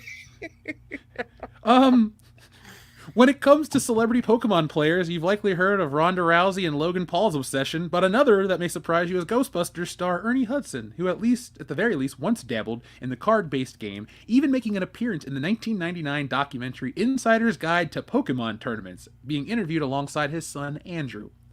The brief segment comes off with Ernie looking like an amazing father, supportive of his son, who is clearly the one with the real love of Pokemon. The actor talks about why players would want to build a unique deck and the positives of playing the game, which he admits makes it a great bonding experience. That's awesome. I would love to play Pokemon with Ernie Hudson. Do you think he caught them all for his kid? I'm sure he had the resources to catch them all. I caught them all back in the day, too. It was pricey, but I made it happen. I had everything except for the Charizard, but I didn't play the cards. I bought the cards and usually just sold them to the kids in the neighborhood because I had money and a job. They didn't, so it worked. I was like a fence for Pokemon cards. I had to catch them all, and I did, but I never played a single card game. No, I didn't. I didn't play that. I didn't play the Magic cards. Never bought Magic cards. I did play the Star Wars cards. They had a card game. I still have all those. And me and Brandon would go and play in tournaments and stuff like that. I think he ripped off some kid's Darth Vader once, so that's how I got a Darth Vader. Yeah, my brother was into the Pokemon stuff real hard. I think he's looking at his notebook or something somewhere. I never got into it. I did play Magic like twice in my life, and that was it. I never got a deck or anything, so that was it. Yeah. When I go back to Camp Kendo in a couple weeks, I'll dig those out, and I'm going to find that Darth Vader. Because, Brandon was playing against this kid that had like 3 Darth Vaders and was bragging about it, so he made sure that kid had one less Darth Vader. I remember the commercial for that card game. You should see how much they're worth, man. See if you can get some money off of them. Nah, the story's too good because I'm sure the card's only worth maybe at most, like if it's perfect condition, like a couple $100. And I would much rather have that as like a trophy to, 25 years ago when my friend stole some kid's Darth Vader card and they went so far as to almost strip searching everybody in the fucking comic shop there to find the kid's Darth Vader. I think he hid it in his sock because we had to take our shoes off and dump our shoes out. I'll have to ask him when I see him in a couple weeks. Oh my God. We're going to go to Storm and Crab. Hey, remember that time you stole that kid's Darth Vader? Where'd you hide it at again? In his butthole is where I put it. I mean, he might have keistered it. I don't know. It had the fucking hard card cover thing and everything. Oh my allies god. the Force and a powerful ally. So delicious. I got a shitload of pogs too. My biggest regret in life is that I went out of town with my buddy Sean at about the same time that the OJ thing was going on, and we went to visit his grandparents out on the lake, and they had a bunch of pogs at this one shop, and they were OJ pogs, and I wanted to buy them, but I didn't, and I really, really fucking wish I had. Even today, I'm like, man, I should have bought those because it was like $10 for the whole set and a slammer. And the slammer had an orange in an electric chair. It said "Fry the juice." Oh my! And the pogs were like his mug shot and a bunch of other things. And even at the time, I was like, OJ didn't do it. And even today, I'm like, OJ didn't do it, most likely. So I should have spent the $10, man. But no, I want to cream and other dumb shit. Well, one day maybe we'll Should've find bought you those fucking pogs. We'll No, find you an look OJ right now. pog See if one they day. got 'em. I fucking love it. I just love how much you love OJ Simpson. Look, I mean, the dude. Yeah, there it is. They've got him on. They've got him on eBay. I'm looking right now. They can't be that much. They can't be that much. OJ. Well, that's a slammer too. It's OJ with the bars, and it says OJ. It says slammer. So guess what? He's out of it now. Oh, dude, $30. OJ Pog Slammer, guilty, not guilty, double-sided, $8. Well, it's a $10 investment in 95, and now it's What I'm is looking it? at it now. It's hilarious. We had some really weird shit come out in the 90s. I never liked Pogs. I just never got the appeal of them. I thought they were cool to collect. I never really played them with anybody. Because it was always like, well, if you lose, you got to give up the pogs that you lost. And I'm like, fuck that. I ain't giving away Yeah. these. I went and bought Yeah. these. These are cool looking. Yeah, I wouldn't give it away either. I had a handful of them because everybody had Pogs in the 90s. I had Power Rangers Pogs from McDonald's, and I had Spider-Man Pogs. That was the one set I think I got. It was like a big, based on the 94 cartoon. And, I had the Apollo 13 ones that came from Hardee's. It was the movie tie-in at Hardee's was Apollo 13 Pogs and Slammers and the Saturn V rocket. So I've got at somewhere back Holy in shit, Camp Kendo, dude. I have a miniature Saturn V rocket that stands like a foot tall that you could keep your Apollo 13 and other collectors Pogs in. That's pretty fucking awesome. Fuck! When I go back to Camp Kendo in a couple weeks, I got to clean out the garage and go through all my shit. Because I've probably got millions of dollars worth of. You gold probably mines do. and You stuff. probably fucking do, man. my cousin was cleaning out he and his mom were moving into a new house. He went through his old stuff and he found all of his Michael Jordan rookie cards and all this other shit. He priced it out. He's like, yeah, I got about $145,000 in this binder right here. I'm like, God Jesus Christ. damn. Yeah. No, actually, according to this, the Apollo 13 Hardee's Pogs complete Pog set of all 20 plus the 2 Slammers goes for $8.50. Let's see, the Saturn V rocket, it's $14.75. So altogether, you can get the whole thing for about $25. So no, not sitting on a gold mine, but goddamn, it looks cool. Hey, you don't know, man. You may find some other things in there that are that are worth a little bit more. Who knows? Doubt it, but you know what? I have. It's a nostalgia gold mine. I can sit there and go, man, these are cool. I remember 1995. Wait, do I? Fuck 95. What is it? Like you said, Jeff, weird things during the 90s. They have Miss Cleo cards that you can buy, and then Miss Cleo tarot cards you can also get. A tarot card set that has like instructions and shit on it as well. We need to get those. We will. Give 'em the Did you deal. watch the Miss Cleo documentary? Yeah, No, once not again. yet.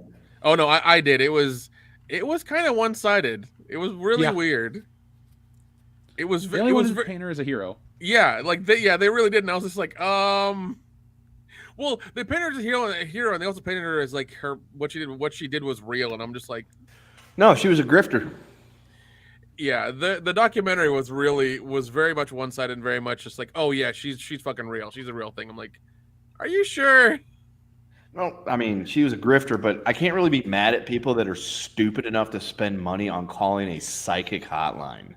Oh, dude, and when you heard from the people who worked there, who like when people would ask them, "Is Miss Cleo there? Can I talk to her?" They would like yell down the hallway. It's like, "Yeah, but are you gonna be back in a second?" All right. They're like, "Oh yeah, she's gonna use the bathroom, and then she'll be back." And they would keep talking to people. They just want to keep them on the line because that's how they would get charged. So Yeah, that's but all again, like I said, it's if you're stupid enough to believe in psychics and dumb enough to believe in psychics that you're willing to call a hotline and part with your money, I have no sympathy.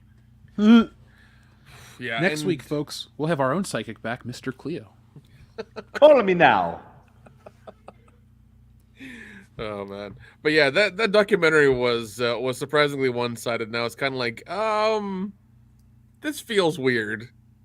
I mean, it also felt kind of short as well, and I don't know, it was just odd.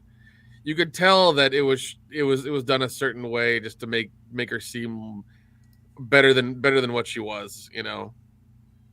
It was Yeah, weird. I got that vibe.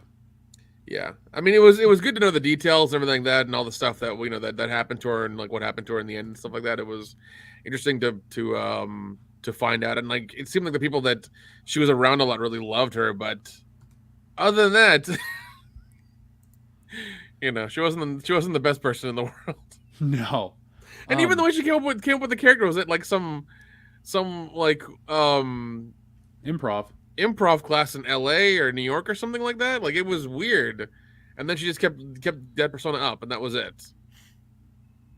It was crazy. Now, Darian217 asks, when are WCBS Pogs coming out? Should we do those? Dude, yes, we should do those. Like, I already looked into it. Now, you can do them in sets of 10. You can do them in sets of 6. Carded sets, all kinds of stuff. I think we would have to do at least an initial set of the 4 of us, because, we're not like the Ghostbusters. We're not going to leave Kendo off. And, yeah, maybe we should look into this. Just have some photos. Why not? You create the set that goes with Wokebusters.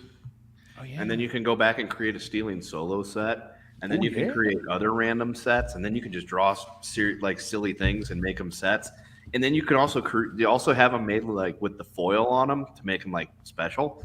And did you guys ever have like the cops that drove around your neighborhood and they'd give you baseball cards? What? Not in my neighborhood.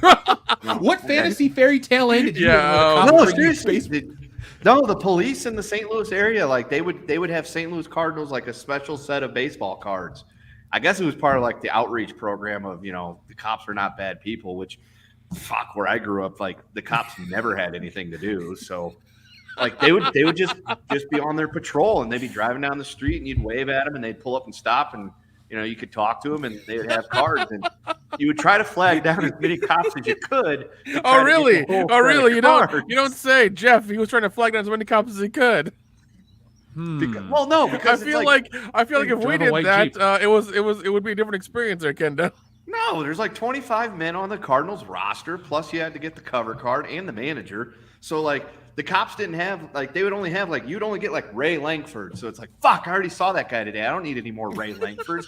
I need a fucking, Tom Pagnazzi. So you'd just be like, oh shit, yeah, Brian Jordan, you got a Brian Jordan. So like we would be trading them with each other, but also like whenever the cop would come patrolling through the neighborhood, we would stop him and talk to him and ask him if he had any baseball cards. I've got a bunch of those somewhere too, like the St. Louis metropolitan. Well, I mean, I did not live in St. Louis metropolitan area, but whatever. So like, it wasn't Mayberry, it was Arnold, Missouri. So I'm just seeing the comments in the chat. It's fucking beautiful of you like describing this like fucking utopia of like cops being nice and giving you baseball cards. Yeah, it was great. And I mean, I still remember I remember the phone number for that place because there was this girl in 7th grade that really liked me that I didn't like her back, and she wanted my phone number, so I gave her the Arnold Police Department phone number. Apparently, Kendo had the police number on speed dial. That's good to know.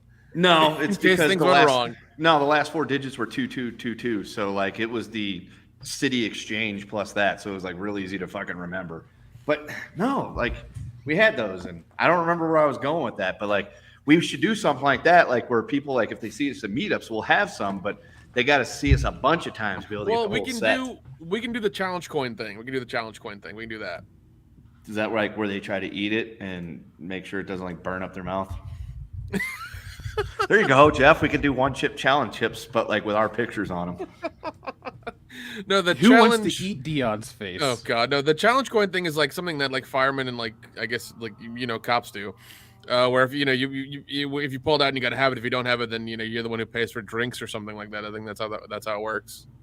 Oh, we should have those. I'm on the website for them right now. Yeah, I think if anybody can confirm the challenge the way the challenge coins work, I don't know. I'm spitballing over here. It says to recognize service members, boost unit morale, give a sense of belonging. They have military, army, navy, air force, coast guard, police. Oh, they have corporate. There we go. I was like, all right, I'm not going to parody the military, but No, because they have corporate America, including Microsoft, fuck it, we're in. Oh, they have custom bottle openers. Oh man. That's something we need. We need to make that a combo with the beer glass. And because I'm not losing my fucking mind, I just found it. 1992 St. Louis Cardinals police team issued Joe Torre. He was the manager. So that these existed. The cops had these. You could get the cards. We're not disputing the existence of the cards. We're laughing at the fact Here's that 1993 Rod Brewer. I don't even fucking remember him. 1994 Rene Arocha. I don't fucking remember him playing for the Cardinals either.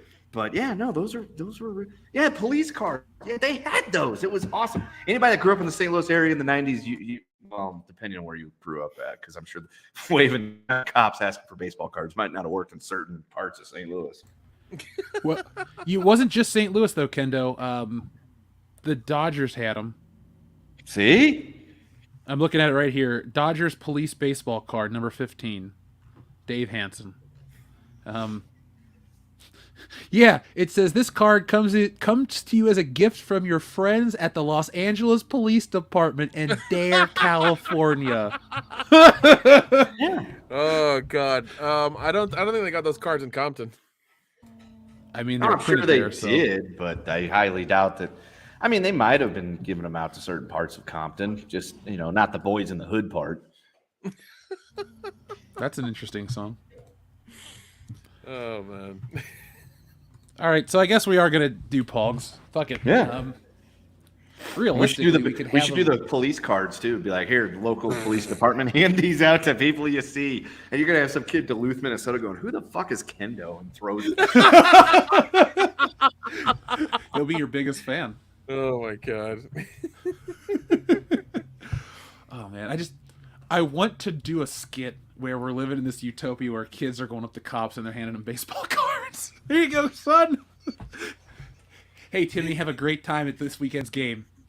And he hands him a fucking baseball card.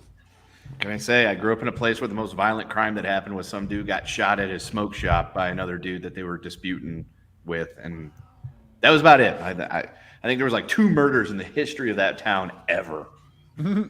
Good for you. Yeah, safety first. Yeah, well, it's not that nice anymore, Nick. I'll just let you know. The little suburb I grew up in has become a bit of a crime haven. It's because you left. That's why. All right. That's the fucking problem. You left, and it seems to become this wonderful utopia you speak of. There's a few other reasons why that happened. I'm not going to get into them right now, but let's just say people of a lower socioeconomic status have moved into that area in droves, and they're clashing with immigrants from a Balkan region that moved into that region in droves. Oh, really? So, okay. Yeah, we were the first stop on the other side of the river from St. Louis County. So like it's like, oh, we got to get away from all this crime. We're going to move here and continue to act criminal. So it's like, whatever. Fox High School rules. I prefer Nib High myself, but yeah. Yeah, well, Fox High School was the home of the Wallace racing family. Well, Nib High footballs, they rule, so. That's true. San Dimas is a better football team, but I digress. San Dimas is way better.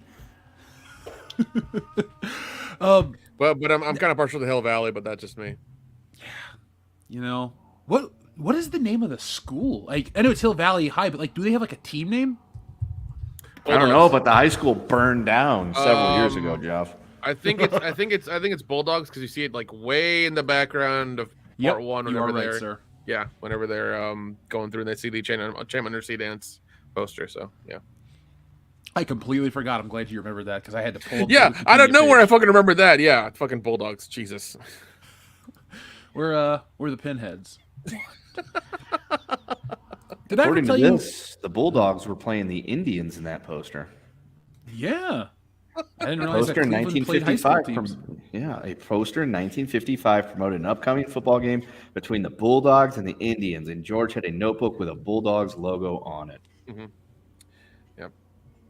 So there you go. Do you know what was on Doc Brown's notebook? No.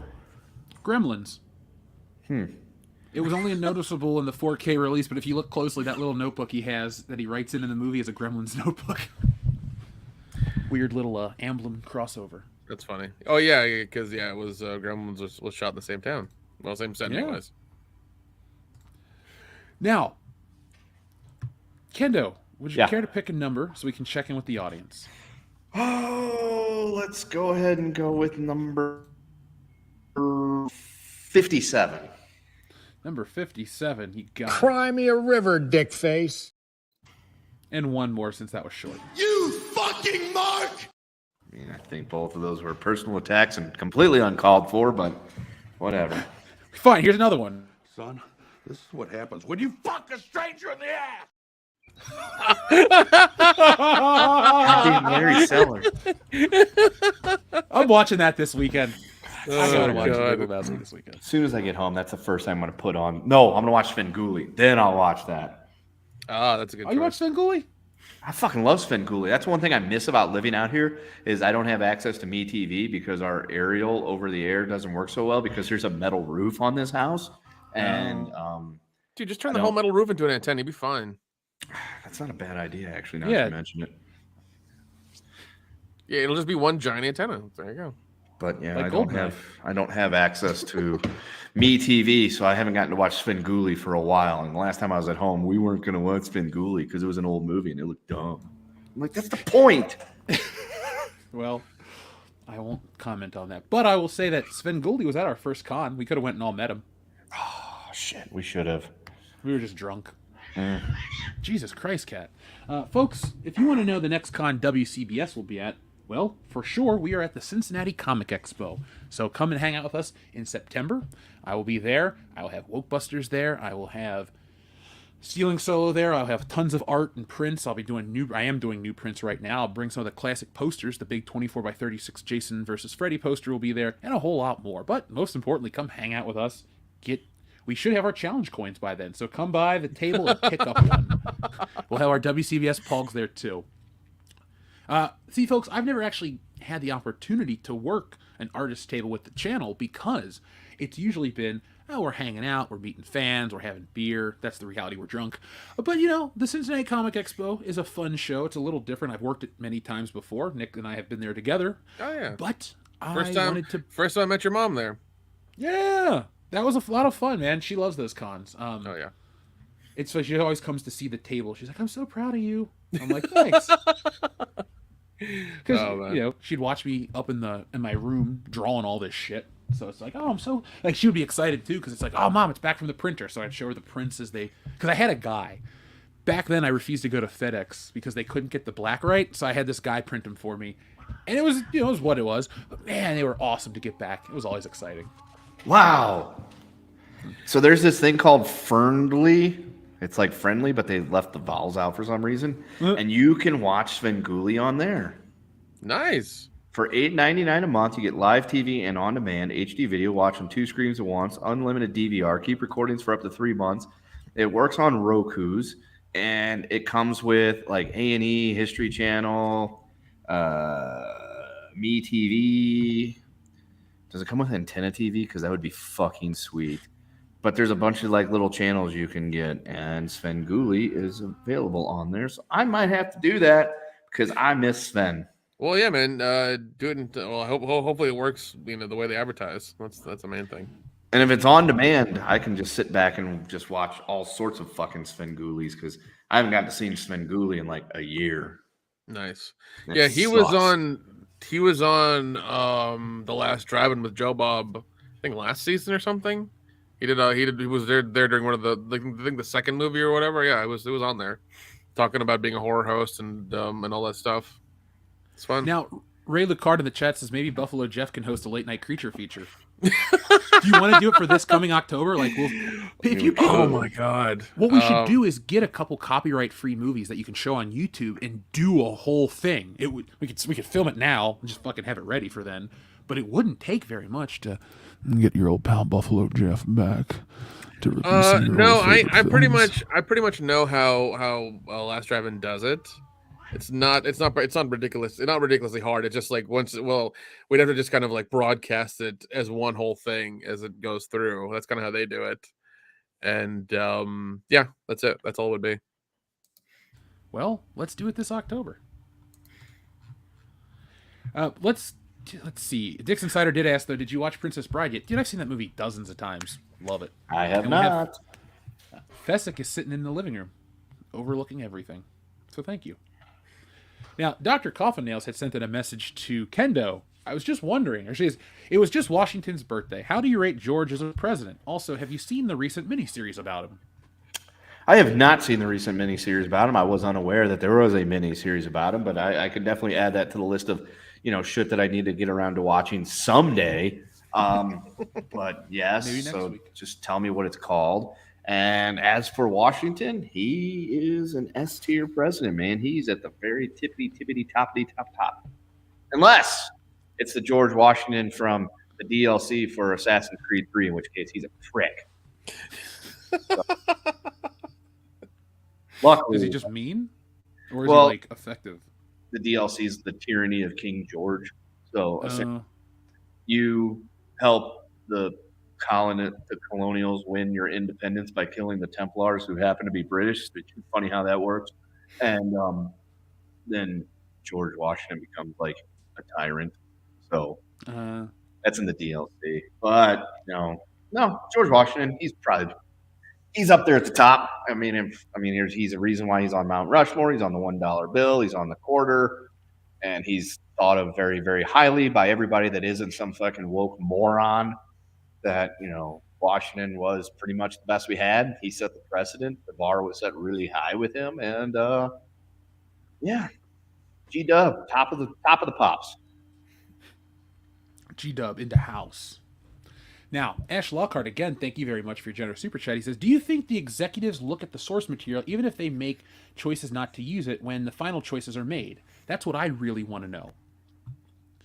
Now, Ash, I'm reading a book about the production of a very famous show that is based on something, and it talks about executives and how the behind-the-scenes stuff work. Yes, there is some truth to that. Also, too, I live close to somebody who works at a studio. Like a studio, not like the theme park, the fucking studio. So I hear how things work. I know how things work. There's a level, it is the executive problem, because the writing people write these scripts, or the writing people get the scripts, they're into it, they all want to make these classic great movies, but the corporate people that are in advertising are all younger, and they want to put this crap based on social media in the movies. And so that's where it goes. And then other things are rushes, bad actors with bad attitudes, having personality things. Like, there's a lot of things that go into these movies that make them suck. But they do look at source material. The people that write these things at a the lowest level person on the movie's creativity or creation, they all care about that crap. It's the upper tier people that look at, like, should we really put Superman in trunks? Would that sell? Should we really do this? Would that sell? Those are the upper people that fuck up everything. But and I've heard the people who are in marketing, who are all like 20 somethings out of college. They're the ones who are like also fucking it up, because they're looking at social media and being like, oh, we shouldn't do this. This is not cool. We're gonna cancel for this or whatever. But they're too young to know what is good and what isn't. They're the ones who are just like watching TikToks and never seen a good TV show in their fucking lives. So now, TLJ Screwjob sends in a great message. I love how Ernie points out the fans embrace him. Yes, we do. Mm-hmm. They're for Ghostbusters. Why wouldn't you embrace them? Oh no, what he's trying to say though is a lot of actors will shit on fans. They'll complain about their politics, this and that. Ernie Hudson, what he's saying is Ernie Hudson is pro fan. So happy to hear an actor say, thank you to everybody, you gave me everything I have type of thing, instead of, Alec Baldwin. I didn't do it. Well, no. Whenever you see Ernie at a convention, he's always got a line, always a massive line of people to see him. Whenever day, and he'll stay there till the end, till the last person gets there, gets to talk to him and get their signature or whatever. And he's a real cool dude, man. He's awesome. He's great. I'm conflicted if I should tell this story because it's about Ernie Hudson, and it paints him in a good light, but not as the hero of the story. Another Ghostbusters actor is the hero. Should I tell it? Yeah. Sure. So I'm at Horror Hound in 2011, and it's like literally the final minutes. The actors are still all in the room. This is back when it's at the Hotel Nik, and Ernie Hudson is by himself, no line, no nothing, and I'm like getting ready to walk out. I'm like, oh man, Ghostbusters, this and that. It was so cool, and he was very friendly. But you could tell he only wanted to interact with you if you were going to buy something. And I was like, all right. So I was very polite. And I was like, I really didn't want to buy anything because I already own Ghostbusters. I already own the shit. Like, there's nothing from him I could get besides like an autographed picture. And I didn't bring the movie. But as I'm walking out, fucking Walter Peck, Bill... Oh, wow. I can't believe I forgot his name. I almost called him Bill Forsyth. No, but the guy who... William Atherton was in the same room. And I said literally the same thing to him about his character. Actually, I take that back. I said to him, I know this is meant to be... I hope this is meant to be a compliment. You play the best asshole in the world. And he looked at me for a second, and he smiled and said thanks. Because I was talking about Die Hard and all this shit. But that dude came out from the table, shook my hands, like, please call me Bill.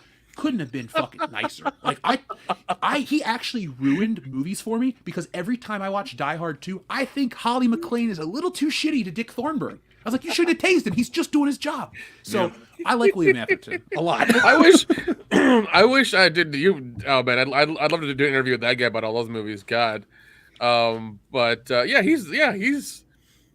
as far as I can remember, always played an asshole. Real Geniuses, Die Hard, Biodome, Ghostbusters. I mean, I'm sure there's a few more as well, but like always been an asshole. I don't think I've ever seen him in a role where he's like been a decent human being or a nice or a particularly nice guy. But no, I'd love to do an interview with him for like 30 minutes and ask him about that shit. It's like, why were you always like just the asshole? But he does such a great job. He does an amazing job. He commits 100%. If we were interviewing him, the question I would ask him is, where would Dick Thornburg from Die Hard fit in today's social media landscape? Because the guy was already hungry for attention. I couldn't imagine the Dick Thornburg show in the modern world. He'd probably be like a Don Lemon. Yeah, something like that. Wow. Or what's his name? Little Brian Stelter. We should see if we could. How amazing would it be if we could get William Atherton to create the an asshole report style show where it's like that. I would watch that in a heartbeat. Yeah, I'd tune in every week. I think what would happen is that he would. Okay, I'm speculating here. At some point, he would leave mainstream news media because he'd be too much of an asshole and they wouldn't like him anymore.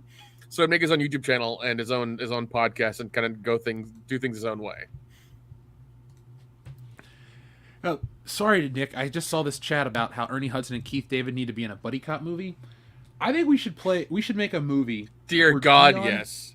Hold on a second.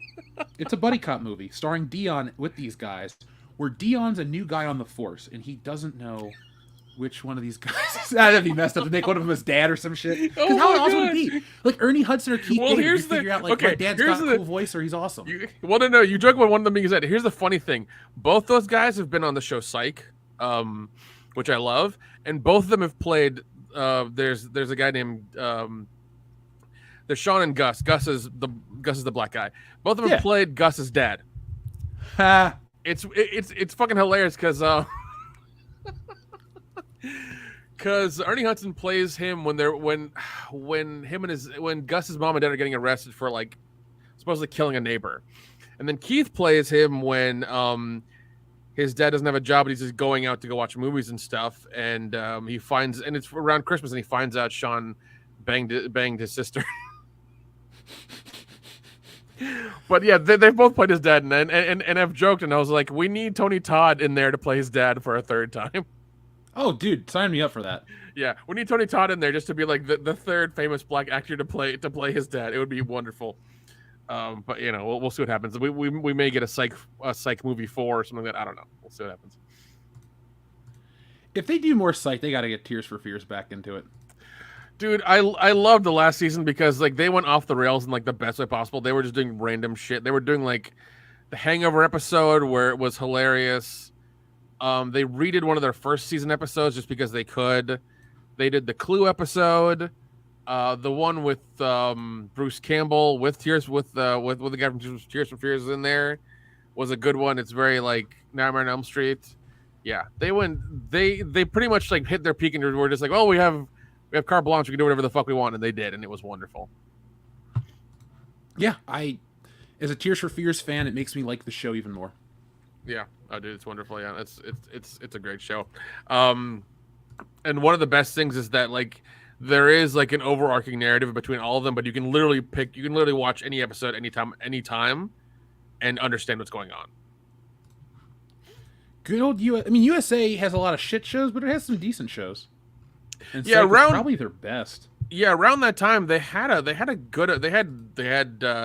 Monk, they had Psych, they had what the fuck was it? The spy show Burning something. They also had WWE Raw. That was WWE Raw. Yeah, actually, funny you mentioned that WWE when WWE was a part of it, you had wrestlers come into the show Psych. John Cena is one of them. He plays Juliet's brother in one of the episodes, and I think in the Dream episode I just mentioned, you have the Bella twins in there as well, who kind of like taunt Gus. Dude, I pulled it up just because Psych has its own wrestling reference wiki page. Yes. Here are the wrestlers that appeared real quick: Mickie James, John Cena, Stacy Keibler, The Miz, The Big Show, the Bella Twins, and Ashley Flair, aka Charlotte Flair. Yeah, the Big Show's in the found footage episode. That's actually really funny because he plays a guy who's just kind of who's like tired of society and is in the woods. And it's a really, really well done found footage episode because I don't think they ever mess up the idea of like where the camera is, because you always know where the camera is kind of thing. So they kind of cover their ass in that aspect. It's really fun. I think I was at the Royal Rumble when they filmed some stuff with the guys from Psych, so I'm pretty sure I've seen them in person. Yeah, I think that they had an onstage thing as well whenever they were doing the show. Dude. Burn Notice, thank you, Hank VP. That was my Burn show Notice right there. Burn Notice, dude. Burn Notice was good. Yeah, they had a bunch of like really fun shows. I think Blue Collar was one of them as well. That was kind of interesting. Suits was pretty good. Was it Mr. Robot on USA? I don't know. With Rami Malek? I thought that was like a big deal. I think it was. I don't know. Yeah, it was. Okay. Yeah. That's all right. I knew it for a while. But yeah, just so you know, if you have Peacock, all the Psych episodes are on there. I know what I'm going to do later. Yeah. Sleep. But I might watch some Psych. I finally finished that 90s show. Okay. Well, I mean, I honestly think you'll love Psych because it's incredibly funny. And there's a bunch of 80s movies references all the time in the show, like, so you'll love it. I've seen the episode where they do the sing-off as Michael Jackson and Hall & Oates or whatever. Oh God, okay, that's the episode with Tim Curry where they do like America's Got Talent. Yeah, and Tim Curry is incredibly fucking hilarious in that episode. He does so good as like Simon from from whatever fucking show it is. Simon Cowell. Yeah, Simon Cowell. He basically plays Simon Cowell's character, and it's wonderful. He does such a good job of being like a literal asshole. It's great. Have you seen the new documentary about it, the making of it? No, but I heard that the prequel of it has gotten greenlit. So, ugh. Yeah. Well, you should watch the documentary because Tim Curry's in it. Ooh, I might do that. Yeah. Yeah, in case anybody hasn't noticed, I'm a giant Psych fan. I can name all the episodes where all these people have been in them. It's fucking terrible. Well, it's not, because the episode I also remember is the one with Thomas F. Wilson. He plays, it's Biff, but he plays like some douchey guy. Is he a dad in that one or something else?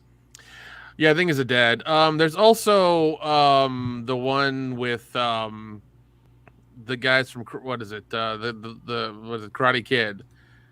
They have a couple episodes apart from each other. They're not both in the same one, but they're apart from each other. We just received an email with some Dion posters that we're going to share, but we're going to share because Dion's not here tonight, and it's going to be funny. But yeah, Christopher Lloyd's in one of them because it's he's in the Clue remake, basically. Of Psych? Of Psych, yeah. Oh, okay. I was just like, wait a second. They're remaking Clue? Sorry, you called. I mean, I've heard the remaking Clue, and it's going to be done by or Ryan Reynolds is going to be a part of it. Either he's doing it or he's a part of it or both. Why? I don't know because they're void of fucking ideas, Jeff. It's Hollywood. You know this. That I do know. The thing is, I like Ryan Reynolds, but realistically, what is he going to add to Clue? It's great as it is. Like 100%, man. 100%. It's I feel it's like Ghostbusters, where like the editing is so well done, the pacing is well done. Like you can't break it in any way, and just to remake it just is like it's trying to catch lightning in a bottle again and trying to get that perfectness back, and it's like you're not going to. You're just going to try to you're just gonna make your own shitty remake of it basically. So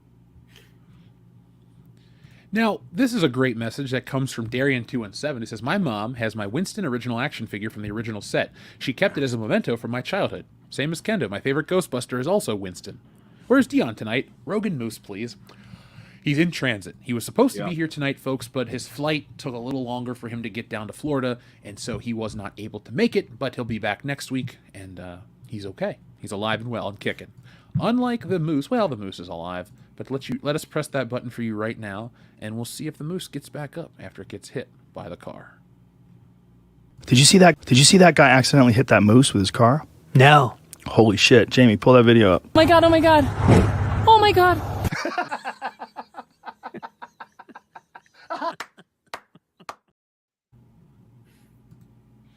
All right, so we got that dead moose out the way. Now, fuck, marry, kill.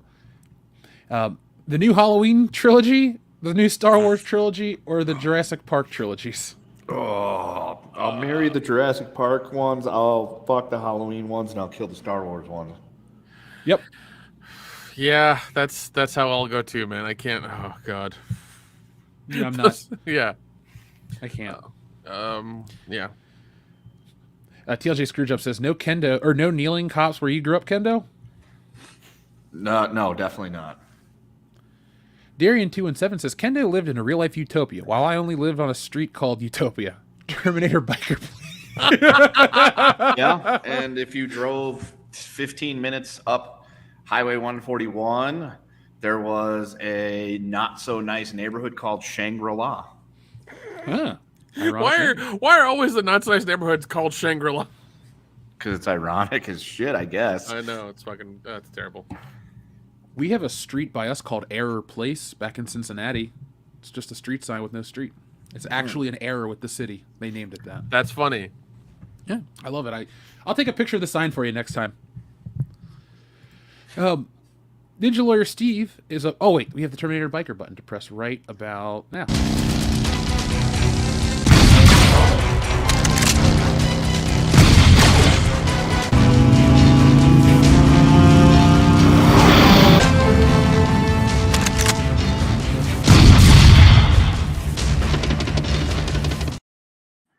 He is no more. He ceases to be.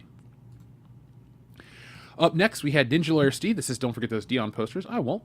And Kendo. Adams, not Quincy. Madison Monroe from TLJ Screwjob. What about him? I guess it's Fuck, Marry, Kill. Since he sent in another one, too. Dudes that have been dead for a long time. Okay. How about this? Elect, reject, and not put on the ballot. So I would elect Madison. No, oh shit, Monroe. God damn it. No to Adams because he was a fucking Tory, and so we'll leave that off there. So kill Adams, reject Madison, elect Monroe. It's tough. Madison and Monroe both were very good. One more. Taft, Arthur, and Hayes. Fuck, none of them were any good. We'll completely dump Hayes because he was only elected through a compromise with Congress to break the deadlock of the Electoral College with Tilden. He's also the first president to receive a phone call. So there's that. So we'll dump Hayes, reject Carter, and I guess elect Taft. I mean, it's hard. If he would have done what Teddy Roosevelt should just ran again. That would have solved so many fucking problems. We would have never had Woodrow Wilson as for starter. And I digress. What do you think about Thomas Jefferson? Ask our member Clone Geek. Thomas Jefferson, so he gets a bad rap because he was a slave banger, but then again, I mean, who wasn't? So, yes, okay, so here's the thing. We're trying to judge historical figures based on 2023 now woke values and virtues, and you cannot do that. You cannot judge people from another time period based on the fucking mores of your current time period, because everybody's going to look like a fucking scumbag. Even the people that are like the biggest crusaders nowadays for happiness and everything's so wonderful, they're going to look like a bunch of pieces of shit in about 50, 60 years anyway. So leave out all the negatives about Jefferson. I liked what he stood for with the whole, small, limited government and everything like that. And he was kind of an anti-federalist. He expanded the shit out of the country with the Louisiana Purchase. And overall, he did a pretty good job with the country. I can't think of any real major bullshit that happened with him. I'd have to look into it. So, yeah, so I'm planning on doing one of those presidential tier ranker thing video dealies.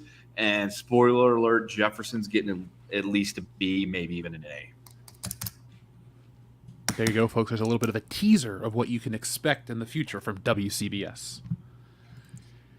Ninja Lawyer Steve, thank you. We're all caught up on our messages. Nick, what did you have this month is February, which is Black History Month, and we're here to celebrate, right? We're going to talk about nothing. Folks, one of the things that we have enjoyed here on this channel is movies. We all love movies, but there's a very special type of film, the blaxploitation film. It's Grindhouse meets whatever the hell you want to call it. There's nothing like a blaxploitation pick. And Nick, you are a huge enthusiast of the blaxploitation film, correct? Yeah, which is really odd when you think about who I am and where I was, where I come from. It's really awkward to think that like I'm a big enthusiast. Plus, I know about a lot of those movies as well, which is just odd in general. But yeah, I love them. I think they're great. They were a great era of film in American history. They were wild. They were crazy. It was still during that time where you could probably pay a theater to play whatever movie you wanted, as long as you had enough money to. It was fine. There wasn't a lot of ownership between the theaters yet, but I mean, you could still do it. So I mean, you could have a lot of things like that. But yeah, it was a fun time, But let's see. Blaxploitation films. There's a definition that I kind of found of it and like what it is. Blaxploitation films often feature themes of social injustice, racial tension, and the struggle for Black empowerment. They were seen as a response to civil rights movement of the time. They were also notable for the use of funk and soul music, as well as their emphasis on fashion, style, and sex appeal. Well, let me put a little sex appeal on the screen right now for the audience. Boom. There we go. Don't mess with Foxy Brown. Oh, 100%, man. 100%. Yeah. I even found IndieWire's top 10 list. Ooh, let's hear them. In no particular order, Shaft 2019. By the way, if you want to start somewhere with blaxploitation movies, start with the first Shaft movie. That's a good place to start. Got that shit on 4K. God damn, that's crazy. Dolomite 1975, starring Rudy Ray Moore. Cleopatra Jones. Never seen that one. Let's see. Cleopatra Jones' title role film depicted a new type of Black female presence in mainstream America. Her character was sort of an antithesis for the more phallic heroines of the time. That's a weird way to put it. Like those played by fellow blaxploitation star Pam Grier. Okay, yeah, all right. I'm a Pam Grier fan. Like I'd rather watch... what, dude? I would love for her to come to a convention so we can all take pictures with her, because she's fucking great. Yeah, she. I was reading an interview the other day. She turned down a part in Octopussy because she thought the script was garbage. She saw it coming. She saw it coming. I mean, she's made a lot of. she's been in a lot of bad movies because there wasn't a lot of money behind them. If a James Bond movie comes calling and the script is shitty, like, what's the excuse? Yeah, that's No. 100% true, man. Let's see. Another one, let's see, go down the list. Truck Turner. Isaac Hayes as Truck Turner is certainly not to be ignored. One of the ones belonged to Nichelle Nichols, widely known as her hero of the stoic Lieutenant Uhura from the original Star Trek series. Nichols plays Doriandu, who also along her along with her man/pimp Gator, runs a well-known pricey brothel. Fucking love it already. Here's a good one. You'll know what this is as soon as I say the name. Blackula.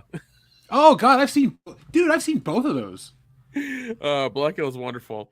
Black Caesar is a wonderful one. Starring Fred Williams, Gloria Headley, Julius Harris. Black Caesar was a remake of the 1931 Edgar G. Robinson film Little Caesar, one of the more well-produced films in the period with strong performances starring the cast in the film, the commercial success. Actually, Fred Williams talks about this one. Like they basically made this in New York without any permits or whatever, and it's fucking wild. Like he was bleeding. There's a part where he gets shot. He's like fake bleeding on the street, and like the cops come over and ask what's happening. He's like, yeah, man, we're shooting a movie. Can you kind of move out of the way? I'm fine. Yeah, he's fine. Another one is 3 the Hard Way, 1974. Quite possibly one of the best, most ambitious entries into the genre. Gordon Parks Jr. 3 the Hard Way, a loopy Bond-influenced action-adventure saga. Not bad. No, I've never heard of that, and I'm going to look it up right now. Definitely. Let's see. Coffee, 1973. Pam Grier's. That's a good one. Yeah. One of Pam Grier in it. Yeah, that's the one. Another one. Let's see. She cuts off the dude's dick at the end and puts it in a pickle jar.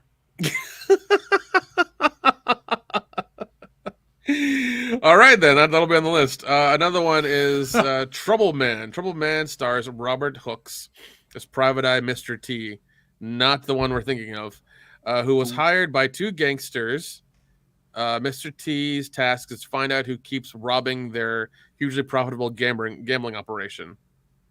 All right, that's not bad. Oh, Superfly, 1972, which they remade in 2018, I think, or 2017 or whatever, which is so weird, so strange. Superfly is a classic. I think it's one of the ones. It's another one you should watch. Oh, and obviously number 1 is Shaft, 1971. Go figure. Yup. Yeah. So I mean, yeah, those are all good ones. Once again, if you need to start somewhere, Shaft 1971 is the place to go. Definitely remember those. This is an article from IndieWire called Shaft had company 10 films that defined the blaxploitation era. If you're interested in this stuff, go check them out. They're fun, ridiculous movies. They're God, it was a wild time. It was a wild time. And I want to parallel blaxploitation movies to whatever the modern equivalent would be, because blaxploitation movies kick ass. Like you go back and you watch those, they seem fake almost, like they're a parody of themselves. Yeah, well, there are newer ones that still embody that that whole thing without being, let's say preachy. For instance, there's one called The Harder They Fall on Netflix, which came out in 2021. I remember reading an article about this, and I wanted to go watch it, and I was like, "This is a Western blaxploitation movie. This is like Boss." I won't go further with that. Nubian. Thank you, Kendo. You get it.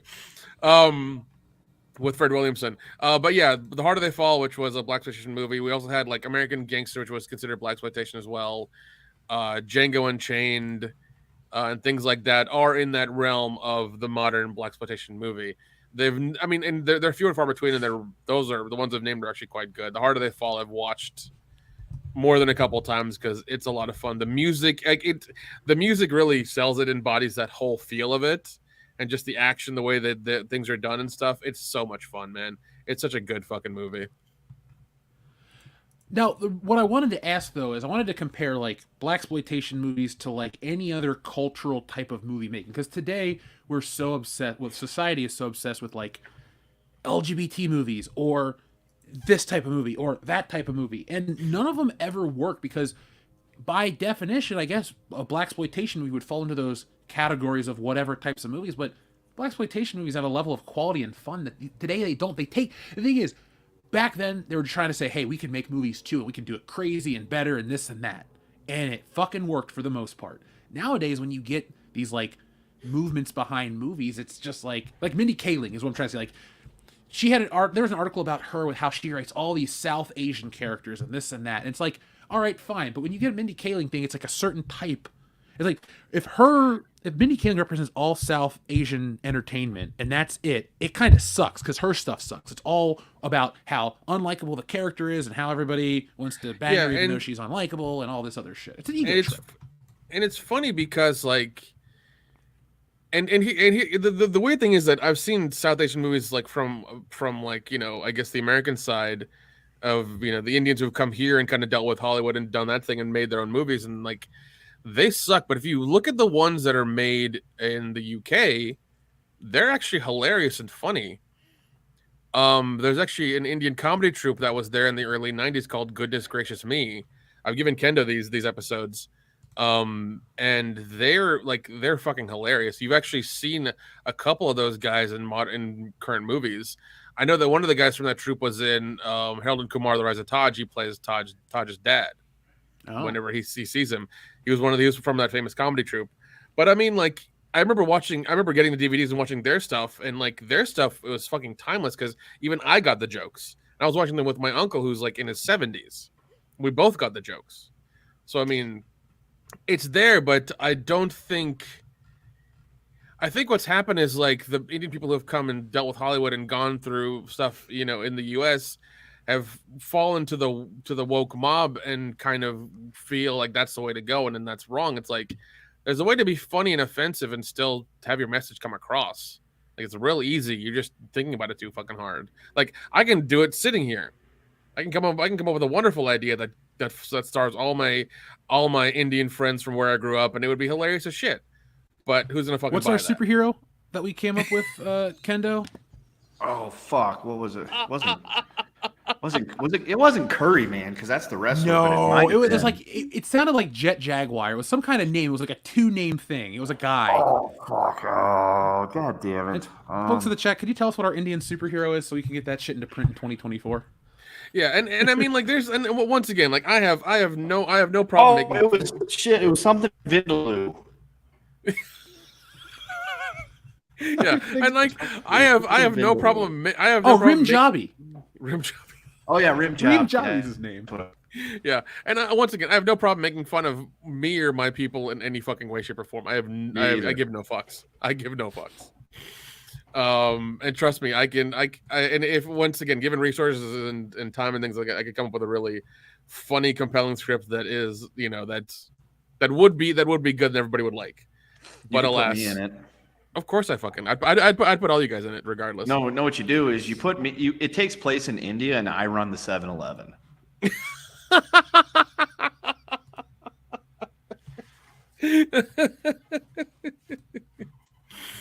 Oh god, or I could just remake the movie Outsourced. Oh yeah, just don't remake the movie Downsized because that movie sucks. God.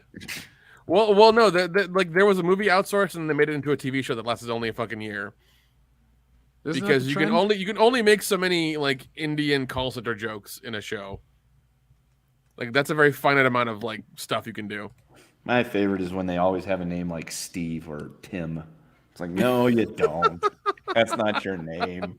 But they say it, but like they'll talk in the Indian accent when they have to say the name. They'll try to sound it like American. It doesn't fucking work. Oh, I know. I've dealt with enough of them, and it's very, very, very thick accent. My name is Steve. No, it's not. It's Peggy. Oh, God. Yeah, we're Peggy. That was such a great commercial. No. Their name is usually like Jugdish or something. So yeah, Jagdish Patel. Jagdish Patel. There you go. No, it was funny one time when my mom was talking to customer service. She just got fucking tired and started talking to them in Hindi, and she got it done really quickly. Oh, good. Yeah. Do you think when that happens, they're like, oh, one of the smart ones? Probably. Probably like, oh, Yeah. she'll help her out real quick. Well, yeah, but yeah. Well, no, when they know you speak the language, they're extremely helpful and very, very thankful. Yeah, they're like, we're not dealing with all these fucking mouth breathing Americans. We got a smart fan on the line. Yeah, it's Hey. something else. Now, before we read any more of the super chats, I see people in the chat asking us. I don't really have too much to say about the new Lord of the Rings movies they announced. Have you guys heard about that? No, but I'm not up on my Lord of the Rings stuff because you know how I feel about those movies. Well, it sounds okay. So today, Warner Brothers announced with New Line that they're going to be making multiple feature films set in the Lord of the Rings universe. These projects will be based on both Lord of the Rings and The Hobbit. The new projects, in addition to an anime film of Lord of the Rings, The War of the Rohirrim, which New Line is currently in production as well. I knew there was an animated feature coming out, like a Lord of the Rings anime. I was like, all right, cool. Animation's something I'm always interested in. But for those in the chat, yeah, that's what we have to say. Anything else you guys want to add?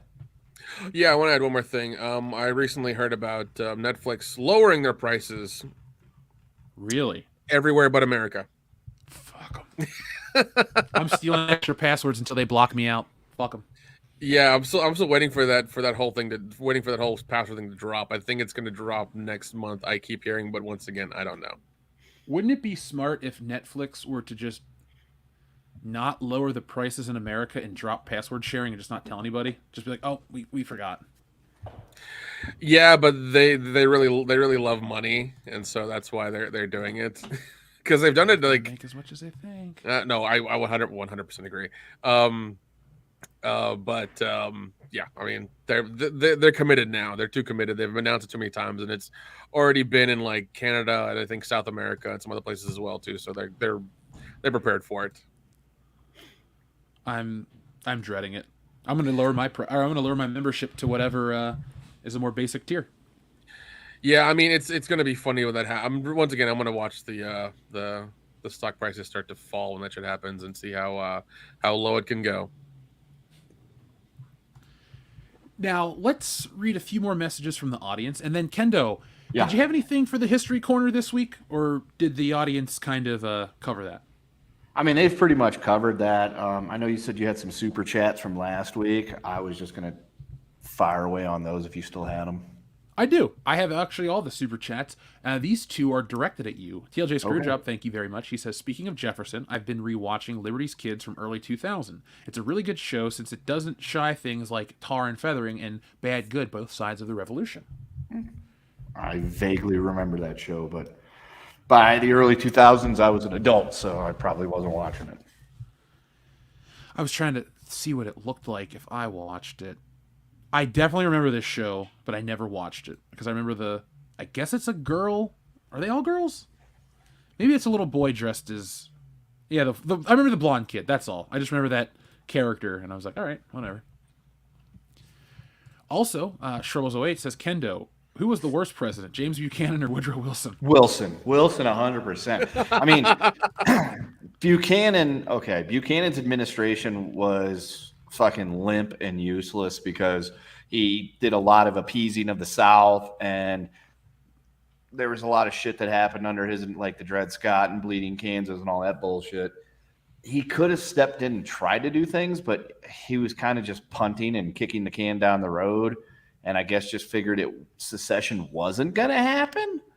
So he pretty much sat on his hands and did nothing while the divisions in the country deepened, and then didn't seek re-election, and then Lincoln got elected, which caused the secession crisis. So there's that. So that's bad, but you could argue that the country, the way it was going, considering nobody would fucking do anything about the slavery issue from the founding of the country up until the Civil War. So you can't really, you could say it was going to go that way. Woodrow Wilson, on the other hand, so Buchanan did nothing to help stop the Civil War that was probably still going to happen. Woodrow Wilson is responsible for all the ills of the 20th century in terms of foreign policy and debacles and things like that. Woodrow Wilson was he was elected on a fluke. If it wasn't for the fact that Teddy Roosevelt and Taft ended up splitting the ticket, Wilson's not going to become president and then proceed to do all the bullshit that he does. So Wilson by far, because there's been more problems that have been caused for this country than what Buchanan did. Yes, we had a civil war. Yes, lots of people died, but there was some good that came out of it. I mean, fucking Woodrow Wilson. Fuck Woodrow Wilson.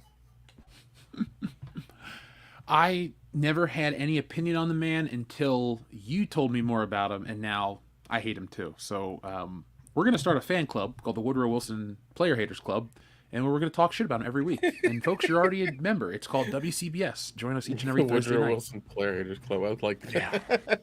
Yeah, I mean, if we're gonna go like a top 5 all-time worst presidents, Wilson's there, Andrew Johnson's there. And if it wasn't for the fact that Lincoln got domed, that fucking idiot would never have been president to begin with. But he's on that list. Buchanan's on that list. Probably Warren Harding. And I'm trying to think of who else. I mean, I would probably. I don't know. I would love to put Nixon on that list because he was a piece of shit and committed treason, but nobody ever talks about that. So we'll go with that for now. Now, folks, it is time for the portion of the show that you've all been waiting for. It's time for the Cocaine Bear game. This is a video game. You guys ready to learn more about the Cocaine Bear? God, yes. So this game is called The Rise of Pablo Escobar. Now, this is more of a visual portion of the podcast, but folks, let's play it together, shall we? Yeah. Make sure you turn off whatever audio they have in the thing, if there is any music playing or whatever. All right, so we need that. I can shift. There's the mute button. Is there a mute button? Okay, no, yeah, we can't hear anything now. We can't hear anything. I like it. Right, Instructions. Eat as many people as you can. That's awesome. Very simple, very straightforward.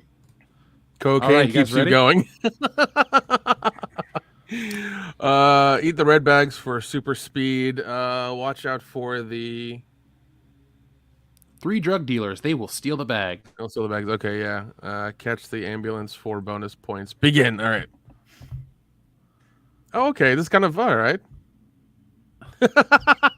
It's kind of like a Pac-Man thing going on. Yeah, here. it is Pac-Man. Oh my God, it's Pac-Man but with cocaine.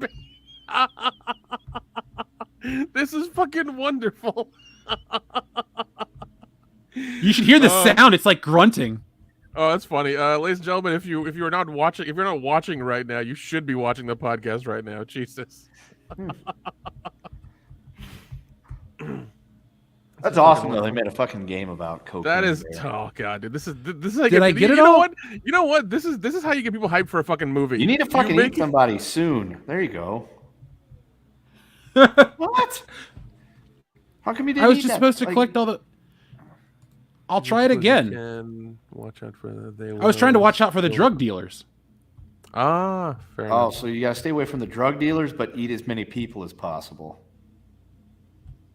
See, you just fucking mauled the shit out of those people. Got him. Wow! Wow, that was kind of that was a little bit violent. That's awesome.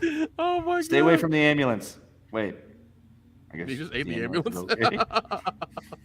The red bags make you run super fast. Get him. Get him. He's killing people left and right. There you go. There's a red bag. Hurry, go, get that fucker. Get him, Oh, you missed. I'm out of my cocaine power, guys. God damn it, cocaine power. All right, you just ate that person. So, oh god, this is fun. It's like I think after I'm done with Goldeneye, I'm just going to commit to playing Cocaine Bear forever. That's fair. Oh, new stage. Oh, you A got new level? He leveled up. Yeah, you're like in the mountains or something, I guess. I don't know. Looks like caves. Yeah, caves. Yeah, we'll say caves. Yeah. There you go. You got one. It's just it's teetering out. Oh, there we go. There you go. All right. I'm going to have to Next stop level. because I'm going to spend the rest of the show playing Cocaine Bear. Oh my god, ladies and gentlemen, if you're listening to this podcast right now, make sure you catch it on YouTube, so you can see what the Cocaine Bear game looks like. It's fucking wonderful. So what we need to do is we need to get the code for this so we can make Meth Gator the exact same game. The funny thing is, the guy who wrote the movie has sequels already like in his head. Like whenever, like if this does well, he's ready to go for a sequel. I'm just like, I fucking hope so. I hope it's good, and I hope if it is good, people go and watch it a lot. That's what I hope for.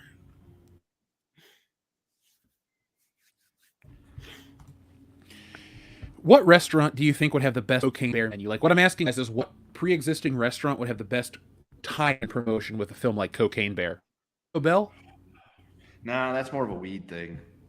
Yeah. Okay. Dave and Buster's. If I could do a I lot could of buy that. cocaine and just run around playing games. Okay. Yeah. All right. Yeah.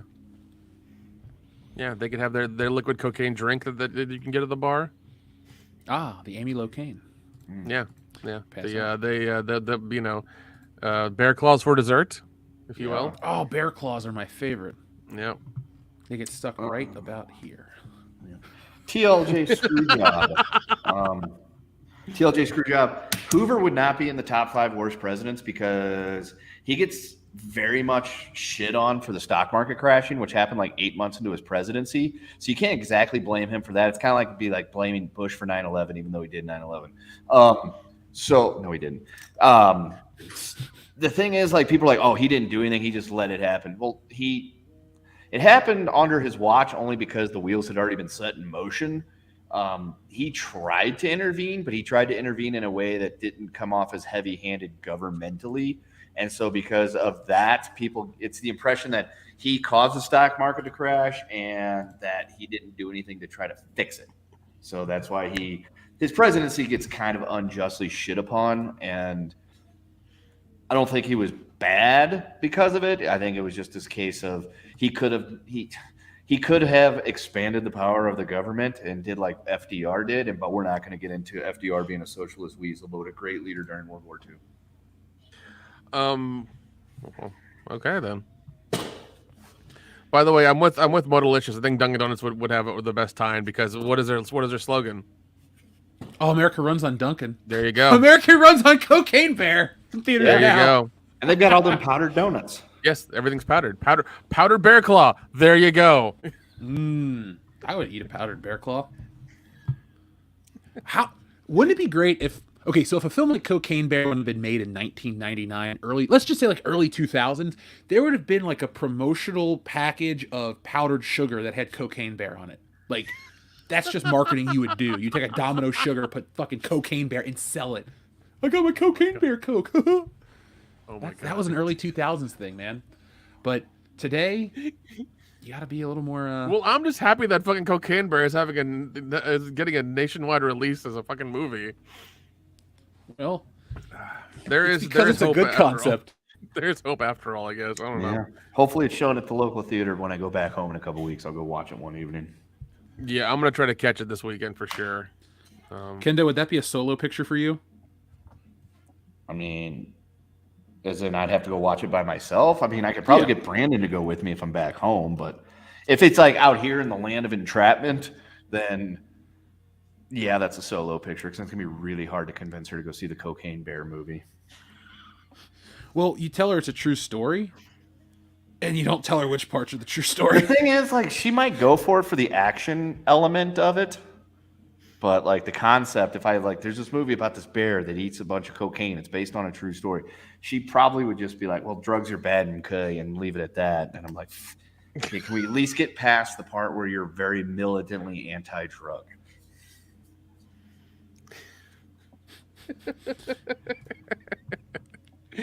TLJ Screwjob sent in a super chat, Kendo, to hear your thoughts on FDR. I mean, we don't have enough time for me to get deep dove into it, but long and short of it would be he gave the country hope during a time where there was like a lot of not hope, so that's a good thing. He demonstrated tremendous leadership during World War II, so those are the positives. Negatives being like the expansion of the government, the beginnings of the nanny state, stuff along those lines, and created a bunch of social programs that didn't really work. And he gets used to, I don't think he does anymore, he used to get credit for saving America and dragging us out of the Depression. It's like, no, World War II did that. FDR had nothing to do with that. That was all World War II. Not revisionist history there, Kendo. Cosmic Vader. Oh, never mind. That was a super chat to another audience member. TLJ Screwjob says Cosmic Vader. I think you meant LBJ, not JBL. I'd rather have JBL JBL than the LBJ. president? I'd rather have JBL than LBJ any day because LBJ was responsible for a bunch of our boys getting killed for absolutely no reason, and was regarded positively because he signed the Civil Rights Act, but then he also created the Great Society thing, which turned a group of people that had the highest marriage rates in the country to one of the groups with the lowest marriage rates in the country, which led to a lot of single-family homes, which has led to a lot of the problems we have nowadays. Thanks, LBJ, you fucking prick. And JBL makes speakers, so there we go. There's that too. And he made Eddie Guerrero bleed at Judgment Day 2004. That he also did. That's a fucking gnarly chair shot, dude. You can watch the blood gush from Eddie Guerrero's head. Oh, God. It's hard to watch because he's no longer with us, but it's a great moment. Folks, I love everyone's history questions to Kendo, because Kendo, I was an A student. I graduated on the dean's list and stuff like that, but I do not remember 90% of the shit you talk about. I'm like, oh, I think I vaguely remember this or that. But no, it's a nice refresher. Yeah, it's keep them coming. If I don't know enough about it, I will gladly write it down and come back to you with the following week. Well, the whole point is we're trying to become 5013C status, so we're going to teach you guys every week, and then we're tax exempt. We're a non-profit. TLJ Screwjob, yes, that's another knock on FDR is what he did to the Japanese people that are living in the United States. Oh God, I keep forgetting about that. Yeah, it wasn't so much that he put them in camps and things like that, but they took away all their stuff as well too. So, not exactly a nice chapter in American history. It's like, how long? Oh, you live here now. And the funny thing is, there was more German Americans and people of Germanic ancestry in the United States than Japanese ancestry, and none of them got put into camps. No, they became scientists. Those were the Yahtzees that we fucking borrowed after the war. Yeah, it's called Operation Paperclip. Anybody who thinks I'm joking, it's like, wait, you're a really good rocketry. Oh, you're part of the it's okay. We'll overlook that whole party affiliation thing. We need you to help us build rockets and bombs to defeat the Ruskies. That was fucking wild. Werner von Braun. No, you are William Brown now. God, so fucking wild. Good callback, Kendo. No, that was actually a real guy, Werner von Braun. No, but remember, Doc Brown was von Braun as well. And they changed it. Yeah, there's that too. I knew who Werner von Braun is. I was just like, damn, that was a good callback. Yeah, space stuff does overlap with World War II because of that whole thing. Yahtzees. Yep. Remember when Magneto went hunting some very advanced scientists? Yeah, I mean, look, they changed the world. Well, they were in the process of trying to, completely dominate and take over the world. They needed their best and brightest on all those weird, fucked up super weapons. Yeah. One fact I heard recently was that the reason that a lot of people got onto the V-12 rocket program was because the majority of the fuel was just 70% alcohol, and they just wanted to get drunk. Yeah. And then they denatured it and tried to make it to where nobody could drink it. They still drank it. They just got sick, and then people started leaving. Because they had an abundance of people who wanted to be part of it because they could drink on the job. And then, I mean, I'm going to get a job just so I can drink at work. Yeah. And then they once everybody started to get sick and you couldn't do it anymore, they're like, fuck this. I'm going to go work somewhere else. Which is funny that the irony of all that, because one of the reasons why the Hindenburg went up the way it did is because it was painted with essentially rocket fuel. Yeah. Thermite? Was it?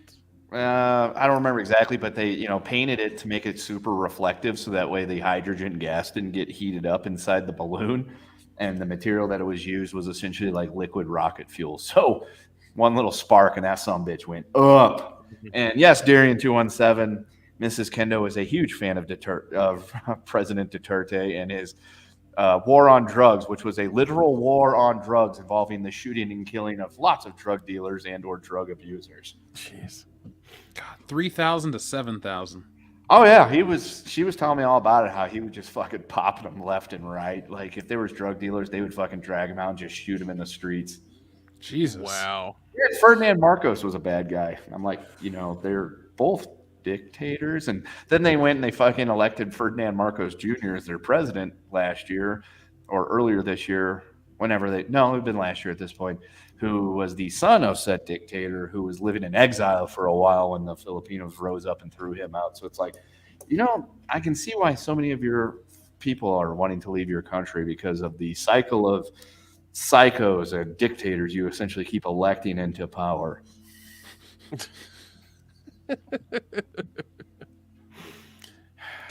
it's a lot of people. Yeah, it is. Yeah, I mean, at least we just completely just have a cycle of electing idiots into office. They elect people that abuse that power. Oh, speaking of people in office, so last week there was that big train crash in Ohio, what you guys have heard about, right? Well, yeah. So I've been paying close attention because it affects Cincinnati. It's not close to Cincinnati, but anything in Ohio, it's home, so I still care about it. And I saw a video today of the governor of Ohio drinking the water out of a tap from New Palestine, Ohio. They're like, we're all gonna drink to prove the water's safe. And so I watched the video and I thought, did I just watch 4 people kill themselves on live TV? Like a fun. Not now, but maybe in about 5 years when they develop some kind of weird like cancer. Well, give it like 3 days. We'll see what happens. Yeah. And even then, I doubt it was the actual water from there. If it's on TV, they probably had it from somewhere else, and it's like ultra purified. And it's some shit like that. Well, they were in some rando's kitchen, and they turned on the tap and were like drinking it from it. But I'm like, they could always just like realign that tap or like have something. Yeah, else exactly. Yeah, exactly. Yeah. I wouldn't be drinking the water or anything at all in and around that area. I'd been like, I saw the picture of that really crazy fucking black mushroom cloud for when you guys fucking exploded all that shit out of that train to burn it up real quick. And that the water right there that has the weird rainbow reflection. Yeah, I don't think I'm drinking that. Yeah, I've been seeing a lot of odd things as well online. So it's weird. It's terrible that these things keep happening, but I have no idea. It's the end of the world as we know it. And I feel fine. Leonard Bernstein. Folks, make sure you press the like button so we can buy an island and broadcast from there. Yeah. Yeah, and folks, if you're really cool, join our membership program because when we reach a goal, we'll be able to get members-only jackets when we do our members-only streams, and that's kind of fun. Kendo, we should get Dion a pink members-only jacket with blue stripes on it. I'm good with that. Speaking of good, That's funny that you say that. CLJ Screwjob, thank you for your super chat. He says, genuinely interesting. Japan tried to end us before we started, but Pearl Attack ended up making us most powerful in history and world and drop Little Boy and Fat Man, to quote Palpatine. Ironic. Oh, yeah. So essentially we pissed off the Japanese by oil embargoing the hell out of them when they was fucking rolling through Asia. And so they didn't like that. So they knew that they had to do something to us. We knew it was coming, or at least we had an idea that something like that might be coming. And even after they attacked us, like one of the fucking like high-ranking like admirals, I think it was Yamamoto or something like that, said we may have just awoken the sleeping tiger, which essentially was what happened. Like they blew up some old battleships and things like that, but like our best stuff, like the aircraft carrier, which was coming into its heyday, they were out on maneuvers. So while the Pearl Harbor attack was like a fucking haymaker sucker punch to the eye, it did a couple of things. Number one, it dragged us, it brought us into World War II. But number two, it pissed everybody in this fucking country off. So like you talk about 9/11 and how patriotic and and like fervent everybody was for American love. Do that like times a million. And that's what you got after Pearl Harbor, to like everybody was signing up for the military. We went into wartime mobilization because we had this massive amount of industry that just needed a boost. And that was the boost that came along because like manufacturing stuff was happening, but it wasn't happening nearly at the rate that it ended up doing under World War II, just because now the government was buying all these fucking supplies to send in and spending the money on all that shit to go send in the war materials and the tanks and the aircraft and weapons and shells and everything. And oh yeah, Japan regretted that move fairly quickly because we turned the tide of the Pacific relatively soon, like at Midway, we turned them back. But the thing is, we had to go on the island hopping campaign to fucking wipe them out of the Pacific because we couldn't just say, we fucked over your Navy, go ahead and give up, because that was never going to happen. So we had to go through and just beat the living shit out of them one island at a time. America. Like I keep saying, I remember these things, but you help refresh my memory. Dr. Coffinails, thank you very much. He says, look up Nihua incident. It may explain at least a little what happened to American Japanese during World War II. Oh, yeah. A lot of not nice things happened to American Japanese during World War II. Thanks, FDR. By the way, Kendo, do you know how long the the Japanese were in those camps?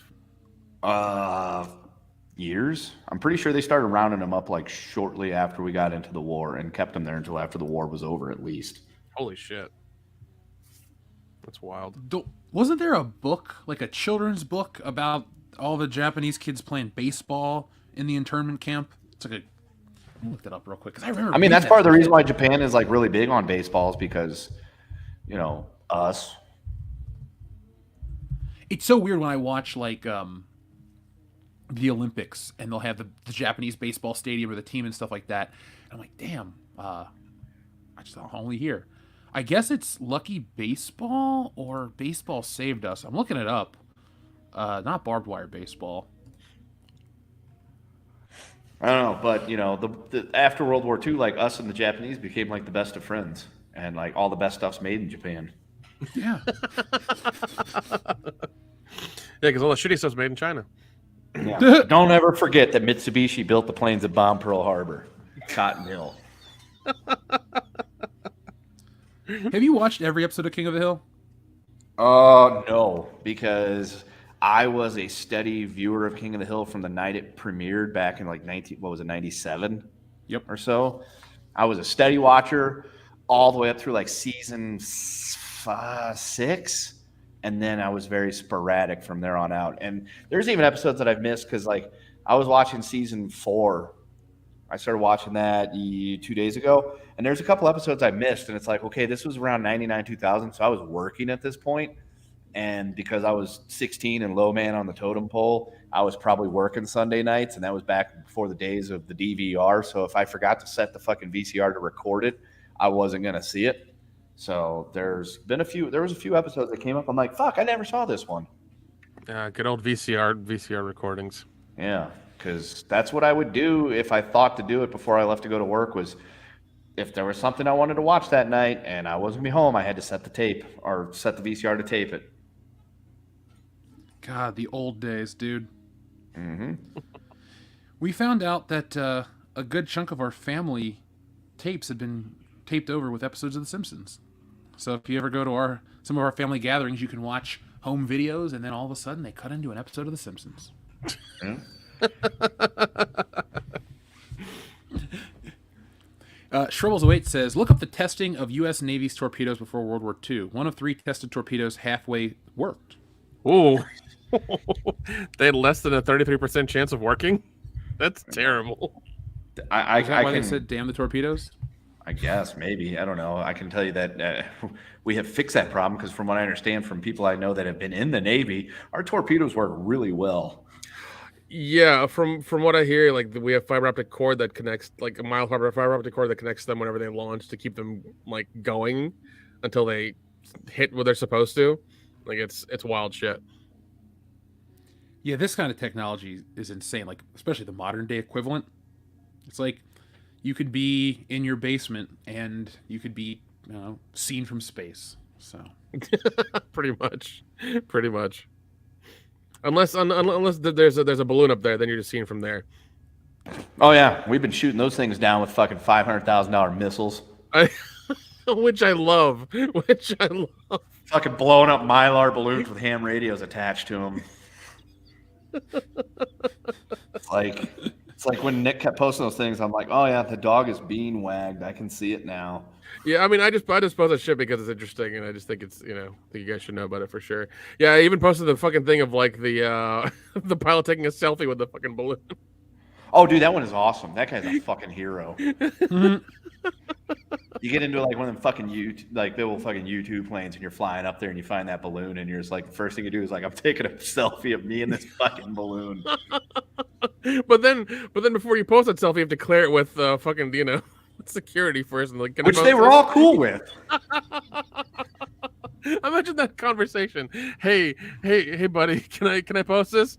Well, we have to make sure the security clearance is okay. It's like, all right, fine. You get back down on the fucking deck and go see the flight general about it and be like, hey, took a picture of me with the balloon up there. Cool, put it on Instagram. Airport. Gotta fucking love it. No, my favorite one was the one that was over Lake Huron that was apparently like some fucking weather group's like balloon that they lost contact with, and we shot at it with a Sidewinder missile, and it fucking missed. Yeah, I heard about that. It took 2 shots. It's like, number one, why are you shooting down a fucking hobby cruise weather balloon with a fucking Sidewinder? Just don't you have like you have a cannon. You can just shoot it with a 20 millimeter round. That's just hit it with one little burst. It'll take it down. It's like. Yeah. And secondly, wait, you missed with the missile? One, where did that missile end up going? It'd be nice to know where that went. And number two, did you just free fire it? Did you try to get lock on it? Was it not going to lock because it's a fucking Mylar balloon? Like, I don't know what's going on here, but you could have just shot it. Because that's another thing as well too. Is like they have guns on those on those fighter jets, right? Like, why don't they just use those and not the hundreds of thousands of dollars worth of missile equipment that you're shooting down a fucking balloon with? Yeah, and it's over Lake Huron, so just get it at just get above it, so that way you're aiming down on it, so the bullets are going towards the fucking lake. You're not going to hit anything underneath it because it's going to spool up because it's like one of them fucking Vulcan cannons that's on those fighter jets. It'll spool up. It'll fire off a burst of like 5 rounds. The balloon will go down. Nobody's going to get hurt. And you're not spending, $500,000 on a Sidewinder missile that you missed with, and we don't know where it landed. We're not going to shoot down the Chinese balloon because it might land on like a school or something like that. Oh, that's okay. We fucking shot at some kid's ham radio attached to a fucking party balloon with a fucking Sidewinder missile. That missed, and we don't know where it went. Oh, by the way, we did it over a populated area outside of Detroit. It's like, oh, that's great. Even worse. Fucking worse. Like, wait, you missed it? Yeah, but it's okay. The missile was going towards Canada. Oh, yeah, no big deal. It fucking hit cheetahs in Windsor and ruined it. Damn it. No. Kendo, you have one more message on the screen from TLJ Screwjob, who asks thoughts on the 442nd Infantry and Audie Murphy. Well, I can tell you that the Oldsmobile 442 is really fucking cool. I would have to look up more about the 442nd Infantry to give you an exact answer. As for Audie Murphy, he's like Medal of Honor winner, American legend, went into making movies after the war was over. He ended up getting to live the life that John Basilone could have lived had he not gone back to serve in the Marines and getting killed on Iwo Jima. So big respect to that guy. But yeah, I'll have to look up more about that. So I'm going to write that down. 442nd. Clone Geek has a question for me. Are the Spider-Man comics right after One More Day any good? I'm talking about stuff like Brand New Day. Clone Geek, you're not going to hear this from many people, but I'll tell you, I think One More Day is shitty, but Brand New Day is okay. It was a reboot of Spider-Man, for those who don't know. It took place in 2008. I believe 2007 was the end of Civil War and One More Day, and then that took place in 2008. I've bought every issue. I've read every issue. It's different, but it's still fun. If you're a Spider-Man purist like I am, there are certain things that are going to irk you, but then there are certain things like Bob Gale, the writer of Back to the Future, writing Spider-Man comics where Spider-Man goes, "Think, McFly, think," as he jumps through the air and shoots webs. So it's a solid run. They introduce new characters. There's that flat lady. Mary Jane's got something going on with this actor. It's got a lot of drama. It's like, when you compare it to what comes later, it's really fucking good. Is it as good as the classic stuff? No, but it's better than most of the shit that came from the 90s. that there's fun stuff. Spider-Man has a fun run-in with the mob. There's a new Goblin. Mr. Negative appears, and I'm just pulling this all from memory. I didn't pull up anything. I remember reading these books and liking them quite a bit. It's really when I got into collecting Spider-Man hardcore. Yeah, give them a read, Clone Geek. I highly recommend them. Don't read the Clone Saga. Don't go and read random bullshit. When it comes to Spider-Man, take it from me. Here's how I would start. Original Spider-Man run. Really, read Amazing Fantasy through probably Spider-Man 300 and something when the clones start. Maybe 400. I don't know exact numbers, but quit. Don't read Spider-Man comics from like 1994 to 99 or 2000. And there's a reboot again. It's okay, but then it really picks up when John Romita Jr. is on Peter Parker's Spider-Man. And if you want to read those, awesome, but Brand New Day is still fun. Now, guys, we have to get ready because we have one of our traditions coming up, our Oscar Lampoon Party. Yes. Now, the Oscars are on March 12th at 5 p.m. Pacific. We will have a very drunk watch like we did last year and every year. Now, last year, guys, one of the craziest moments in Oscar history happened. The Will Smith slap. And now, today, the Academy has announced their contingency plan to help avoid this. So, they banned Will Smith. Snipers. So that's a good start. Well, a sniper at the door would be perfect for the Oscars. I feel like some of these actors need to be... No, never mind. Crisis Team will be introduced at the Oscars to handle any unanticipated events after Will Smith stormed the stage and slapped Chris Rock during last year's ceremony. Academy Chief Executive said that the new team will run many scenarios and hope that they will be prepared for anything that might take place at the gala on March 12th. God. Because of last year, we've opened our minds to the many things that can happen at the Oscars, Kramer told Time magazine. Well, here's the thing. The viewership for this Oscars is going to spike slightly higher than the last one, but then it'll go down next year because everybody's expecting something to happen again this year, and it's not going to. Mm-hmm. It's going to be the same boring shit, so... Alec Baldwin's going to streak. I mean, if Top Gun doesn't win, I'm going to lose my mind. It's not going to. I know, because the Academy is stupid. They're going to pick some foo-foo artsy movie. Let's see. I wonder what's up. Let's see. But the best movie of 2022 had to be Top Gun Maverick. The highest grossing movie was Top Gun Maverick. The best reviewed movie was Top Gun Maverick. And the movie that brought all the people back to the theaters, that paved the way for James Cameron to be able to wank off into a sock over blue people, was Top Gun Maverick. I'm looking at the list of the Best Picture nominees. The only one... Okay, I liked Everything Everywhere All at Once. That was a great movie. And I thought The Banshees of Inisherin was fine. But my God, did I really enjoy Top Gun. I wish Top Gun would win just to send a message that, like, people don't like your artsy frou-frou bullshit, and you're really dividing yourselves from the country, meaning you're creating art that nobody wants to watch, and you're basically making yourselves... You're hastening your demise. The inevitability of your decline is happening faster because you push out retarded crap. It's like there's a renaissance coming, folks. And I'm not saying we're here yet, so it's going to be a little while. But the fact that we get a movie like Cocaine Bear and we're having so much fun, and a movie like Top Gun Maverick is nominated for an Oscar, isn't a sign that we're heading in the right direction. It's that enough people are tired of the fucking bullshit that gets made, and they're trying something new again, folks. So... it could be interesting, it could be exciting, but at least we have something to root for. Like, every year we just sit and go, oh, the Oscars. Nah, man, I'm on the edge of my seat for Top Gun. It deserves it. That was a damn good film. Yeah. Top Gun is Best Picture. I honestly think Everything Everywhere All at Once is going to sweep. Elvis is going to get a few nods. But yeah, I think Everywhere All at Once is going to sweep. I don't think the Fablemans are going to get anything, even though... Good. You know, it's Spielberg's, it's his thing.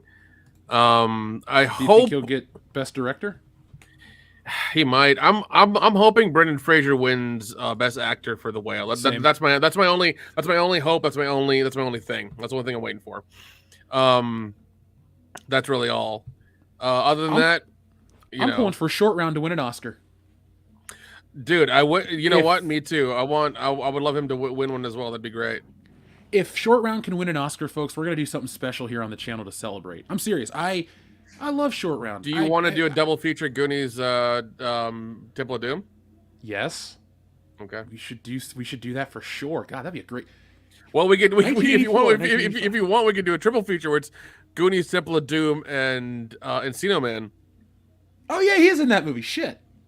Yeah, let's watch Encino Man. I live right up the street from Encino Man. Let's go. That's actually where my IHOP is. I go all the time. And if you go about 10 minutes in the opposite direction, you're in Reseda, which is where the Karate Kid takes place. It's a shithole. Even though the majority of that show is like shot in downtown Atlanta. I mean, it makes sense. You shoot your pickup shots in downtown LA and around here, and then you film the rest there. Oh God, what do you remember the movie with Kendo's favorite actor, Kunal and God damn it, Stuber? And yeah, Stuber. Yeah, it was funny because the majority of that movie, like all the outside shots, were literally just stuff they had bought from like a video blocks or something. It was just like LA shit that like they had bought from those shots or whatever, those big like drone shots, and everything was shot in Atlanta. It was hilarious because like the first hotel they go through is like, it's the one where like Dragon Con is held. It's like the fucking Marriott or whatever like that. I know that hotel really fucking well, and I was like, oh, I know where the hell they are. Even every place they were going to was like, I know where all these places are, and they were just trying to like make it look like LA, but they really couldn't because like they would go from having palm trees to normal trees, and it was like it didn't work out. No. I love when you can notice that in movies. I was watching The Rookie today, and I'm like, wait, this is shot by here, and this is shot by there, and this is generic, and that's not. It is like living in a movie in all the wrong ways. Now, folks, we will get to you guys, the rest of the super chats in just a moment, but I wanted to ask you guys this as we close out the show, as we get close to the end of the show, because we don't talk a lot of gaming. When we put gaming on the picture, the title card doesn't get as many views, but there's this new game that's banned because of reasons. So let me pull up the screen. Ukraine government has tried to ban Atomic Heart from country's digital stores because of everything that's going on. Now, the Ukraine Deputy Minister of Digital Transformation wants the game banned because it romanticizes communist ideology and the Soviet Union. We're there. We're censoring a game because it takes place in an alternate Russia, and, people are bothered by that. Okay. I thought people were going to be bothered by the sex and the titties of the robots, but no. No. The sex in these robots is fine. There's gonna be enough people that'll get turned on by that shit. Yeah, there's a whole sect of Pornhub for that. It's fucking weird, man. Like, yeah, this shit's going on in the world, but god damn it, it's fucking entertainment. Let it just be what it is. Yeah, just it's fiction. Let it roll, man. Come on. Yeah, nobody's gonna play this game and be like, "Oh man, communism was so wonderful and great. We should have more of it." Yeah, they're not gonna fucking convert people because they play the goddamn game. No, it's like it's like saying Call of Duty will convert people to join the military. It's not what happens. Yeah, I played Call of Duty and I didn't sign up for the military. Of course, I've got asthma, and at this point, I'm way too old. But that's not the point. Have you guys played any of the Call of Duties like all the way through? Because I've only played multiplayer and then given up. Well, no, I've played them all the way through. Yeah, I'll play the story. The stories are always, they're okay. I really one day want to go full into the Call of Duty and pay for like the crazy season pass and get all that bullshit and get all the weapons up front that are really awesome, so I can kill everybody and prestige 18 times in one night. You can't do it 18 times in one night, even on fucking double I XP know, weekends. I know. So I tried to download. I have Call of Duty Cold War on the PS4, and it only downloaded the multiplayer and zombies. And for some reason, there's a glitch or an error, and I can't download the campaign anymore from the PlayStation Store. So I'm stuck with an inert video game. Thanks. Don't you love when that happens? But like, I want to play the story. I actually play Call of Duty for the story because, hear me out, it's a quick, short story that shows off the best graphics and solid game gunplay, and it's short. It's over. You're done. I love long games. Yeah. Zelda's. Yeah. If I want to commit a year of my life, I'll put in Zelda. And you're thinking, Zelda doesn't take a year to beat. No, but to explore it fully after I complete it, I still want to play it. Call of Duty, they're a dime a dozen games, but they're fun. I like to play them with Dion. Yeah, no, they really are fun. The multiplayer is good. But no, you're right. They are a dime a dozen. And here's the thing: they shouldn't cost that fucking much ever. They should not be $60 a pop. That should be like 45 or 40. It's good. It's good. It's good. It's good. Yes, cacaw is the law, baby. You're watching the XFL? Yes, the Battlehawks just kicked a walk-off field goal to win 20-18 over the Seattle Piss Dragons. Nice. Fuck Congratulations. yeah, cacaw is the law. Xavier to God. The new one's $70. Jesus fucking Christ. All games went up to $70. Oh, man. I have Game Pass. I just play what's on there for now. Like, I'm having more fun with GoldenEye, a 25-year-old video game, than I am Deathloop, a brand newish game. Yeah. So Darian217, thank you very much for your super chat. He says, how did the Deadpool end up? How's the pool looking for the new season now that it's started? So the Deadpool, I came in second. There has not, usually we draft the day before the Super Bowl, but there was no draft so far this year, so we have not had a draft yet. So we are still working on getting that taken care of. So it's probably going to be like an abbreviated COVID season, even though COVID happened 3 years ago and was responsible for some really good points. But yeah, whenever it happens, I will totally, update everybody. So I know you're on pins and needles, Darian, but whenever it happens, I will work on, getting that taken care of. In all honesty, the draft will probably happen in a couple weeks when I'm at home. That'll be good. Also, we have to press some buttons. So first up is this one, which is right here. Get what you fucking deserve! Oh my gosh! And now, Darian, we don't actually have the Japanese game show button, but feel free to pick something else. And while you're waiting, here's another one. You eat pieces of shit for breakfast? No. Fucking love you, Shooter. I wonder if he ever went to the Sizzler with that weird guy. We could have got some grub. Yeah. Xavier to God, thank you very much. He says, Jeff, what are some liked and didn't like about Spider-Man, the new animated series? Also, did any of you guys read Star Wars Legends or EU? I don't want to speak for the other two guys on this show, but Dion is the master of the EU. I know he doesn't talk about it like some other YouTubers and all this other shit because he's not here to try to show off and look cool. But that dude has 4 Rubbermaid containers stacked high with every Star Wars book that was printed up until a certain date. You know where he read them all? On the fucking toilet. For years, Dion sat on the toilet and read Star Wars books after Star Wars book. You think it's a joke? I've seen the fucking books. There are literally 4 of them stacked high. Every book. I like, you got Death Star? Yeah, I got Death Star. You got the Shadows of the Empire? I got that. You name it. He's got it. And I could fucking pull them out of his head, too. He's like, oh yeah, that's the one where this and this and that happened. Dion's the EU guy. We just don't flex that muscle here on the channel because why are we going to think about the thing that's gone and dead all the time? That's true. That's 100% true. It's depressing to think about, so I think about it. Yep. Yeah, no, I know nothing about the Legends or EU, so don't ask me. Now, I will tell you about the Spider-Man cartoon. So, for those who don't know, The New Adventures of Spider-Man is a cartoon that debuted in 2003 on MTV. No, I didn't Google that. I just happened to remember that.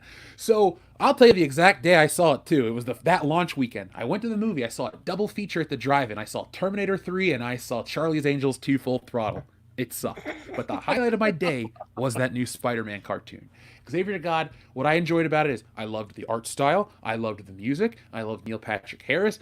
It was different than the movie. It was meant to be a spin-off of the movie, which I understood. I was, 14? So I wasn't young. 14, 15 at the time. I understood that was a spin-off of the movie, but it didn't have the license or the rights to the actors' looks, so I understood that. But it was meant to be Peter in college. So as we watched it when it was new, this was supposed to fill in the gaps between the Spider-Man movies, and it was awesome. It was different. Remember, this is in the early 2000s where the style, that show was really on the cutting edge of style. Outside of the CGI look, the characters looked very modern, the music was on point, and this was right at the beginning of the Ultimate Universe. We're only 3 years removed from Ultimate Spider-Man at this point, where the character was in a state of evolution where, Spider-Man was still classic, but the world around him was changed. The villains looked different. They were a little more primal. They were a little more modernized. And so that show reflected a lot of that. In many ways, that show feels like the college version of Ultimate Spider-Man. So I thought it was great. I don't really have too many critiques of it outside of it should be available on 4K. It should be available to buy on disc tomorrow because it's a good show. And I think more people should watch it. Xavier God also sends in one that says, you guys should watch all the Saw movies and drink every time there's a flashback. Oh, Jesus Christ, man. Come on. I'm not watching any of the Saw movies. I saw part of the first one. That was enough. I'm like, I don't need horror porn. Torture porn's not me. Yeah, torture porn is not. Yeah. Nah, dude. There's a point where, like, the torturing reaches too much and you're just bored of it because you've seen it too much. It's just kind of like, I don't fucking care for those movies. Those movies are...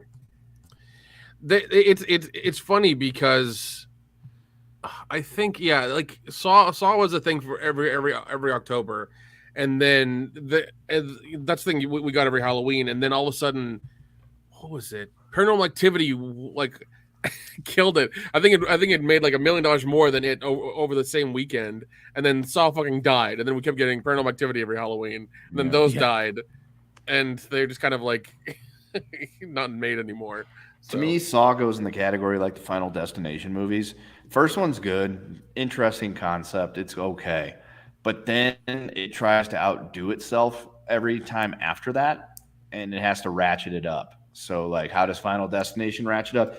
Even crazier fucking, gorific, death stuff happening. Saw, let's see people fucking seppuku themselves on the screen. That'd be great. Well, no, the thing with Final Destination, it was more about like the Goldberg device that ended up like killing the person, like the balloon that would pop and scare the bird that would fly and and startle the fucking construction worker that would drop the beam on the person. Like it was always about the Goldberg device of like that would lead up to killing the person, and the gore was kind of secondary. There wasn't a lot in there. There were some kills that were really gory, but I think it was getting to the point of like what elaborate shit will work together that we can make believable for somebody that would die after these events. I don't know. I like the Final Destination more than Saw. I think the third one is my favorite, and I keep hearing they're going to they're going to make another one or something like that. So we'll see what happens. I like Final Destination more than I like Saw as well. You're not alone. Yeah, man. It's just I don't know. I just think it's a lot more fun to see like the elaborate bullshit that happens to fucking kill somebody. Sometimes it's just crazy. Now we have 2 messages from Aurora Uplinks. Thank you, Aurora Uplinks. Film idea. We get an Imperial officer who goes rogue, takes a sector with him. He's pro-Jedi, and the Emperor sends Inquisitors to prepare an invasion/war. We already had that with General Hux being the spy. Oh, no, I forgot about that. Like, I'm down for more that kind of a Star Wars film, but you're right, General Hux did it first. I'm the spy. God. Rise of Skywalker. that last fucking movie. It was a good time hanging out, but man, was it terrible. It was the best time hanging out, but watching that movie was fucking insufferable. Now, here's a great idea from Aurora Uplinks. How about you guys actually write a movie live stream? I took a picture of that. Let's do it. We could totally fucking do that. That's not a problem. We would just need super chat prompts from people and probably like some sort of poll to put up so we can like have decisions made with the audience. We could totally. I'm entirely down to do it. That sounds like a fun afternoon. That'd be great, actually. If it turns out amazing, we'll even turn it into a graphic novel. Who knows? Sure. Now, we have a very generous message from our friend Legato Star One. Says, Jeff, not sure if you still like reading manga, but there's a good manga series called Pumpkin Night. It's love letter to slasher movies. Some other good horror-themed manga is Dorohedoro, Dead Tube, and Die Dark. Let me take a screenshot of that because it sold me. Now, Legato Star One, I still do like manga. Spy X Family is my favorite current one right now. I enjoy the classics like Lupin the Third. I'm working my way slowly through One Piece. But folks, I have an interview coming up with some creators of one of our favorite childhood shows, and so I'm reading their books to get prepared. So right now, if it ain't Wokebusters or like whatever material that I use for reference, it's that book right now. I'm not telling you the title yet. I'll tell you guys next week because that will be 1 week removed from the interview.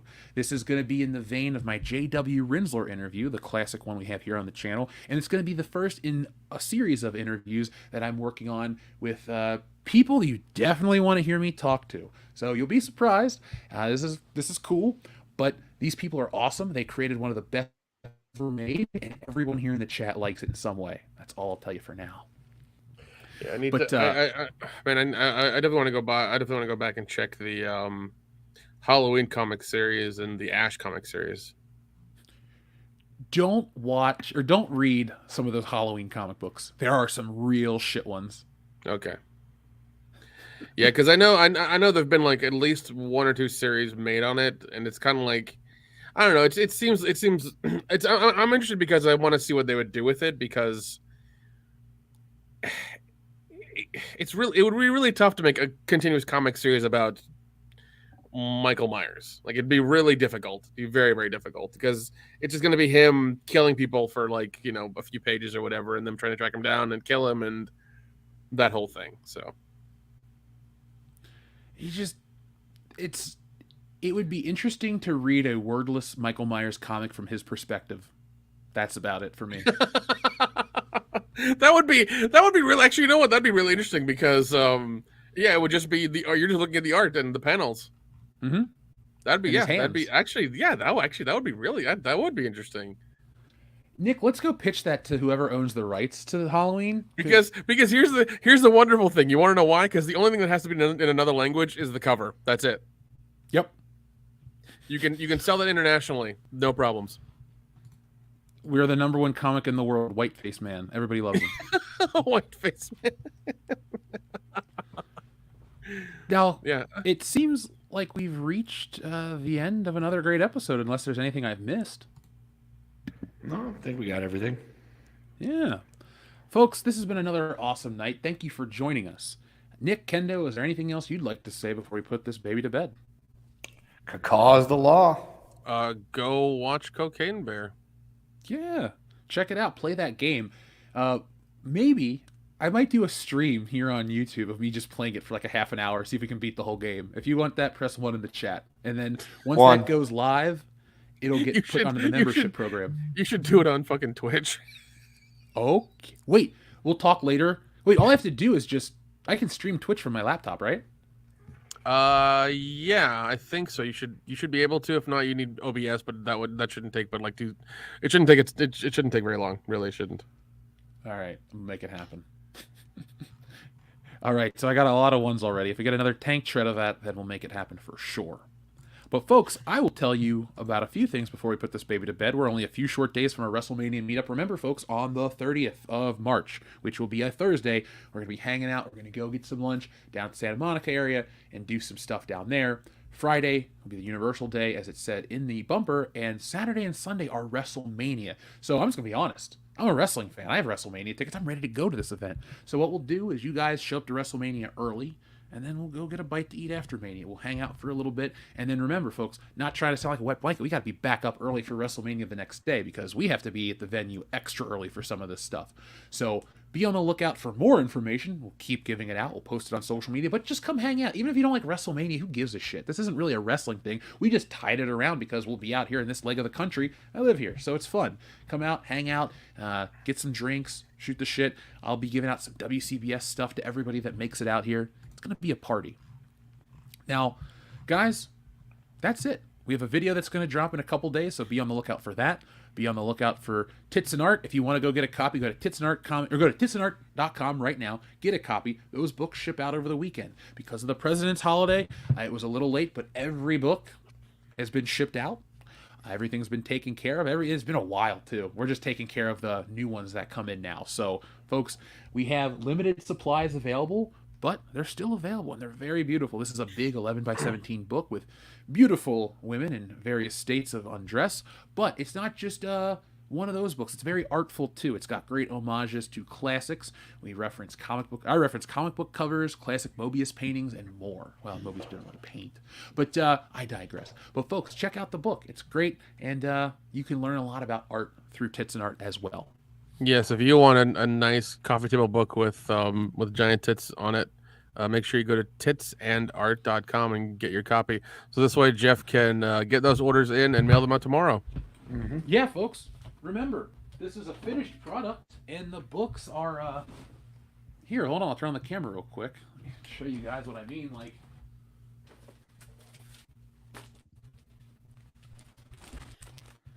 It's a big old book. If I have my camera cover on, it's a big old book, and we got them just sitting around, ready to go. So, slap a Fragile sticker on here and send it to your house. Titsandart.com. It's a Wokebusters comic is why I keep thinking about it, because all I do is draw that book, but it's exciting, folks. I'm going to do some more comic streams. We've got a lot of people that are getting these books out, and it's an awesome, exciting time for the fans. So I'm working on Wokebusters to make sure it's the best epic possible, and I'm very proud of it. The guys have seen one of the penultimate pages. No, it's not the penultimate page. Excuse me, I misspoke. But it's one of the final pages. It's with the Stay Woke Trigglypuff Man being blown into out of existence. It was fun to draw. And I get the next comes the inks after I pencil everything. And let's take a while to ink it, each page. But you know what? A while's like a day, a work day, not even a whole work day. But my point is, that's where the beauty and the line and the precision comes in. And then I get to send it off to get colored and lettered, and it's all fun. And then it's on its way to you. But folks, if you like Ghostbusters, here's the thing too. For these two comics, Stealing Solo and Wokebusters, the WCBS crew is a part of it, but this is the kind of book you don't have to know who we are to enjoy.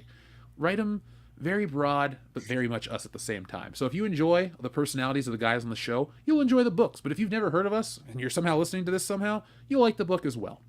So we make it accessible for everybody.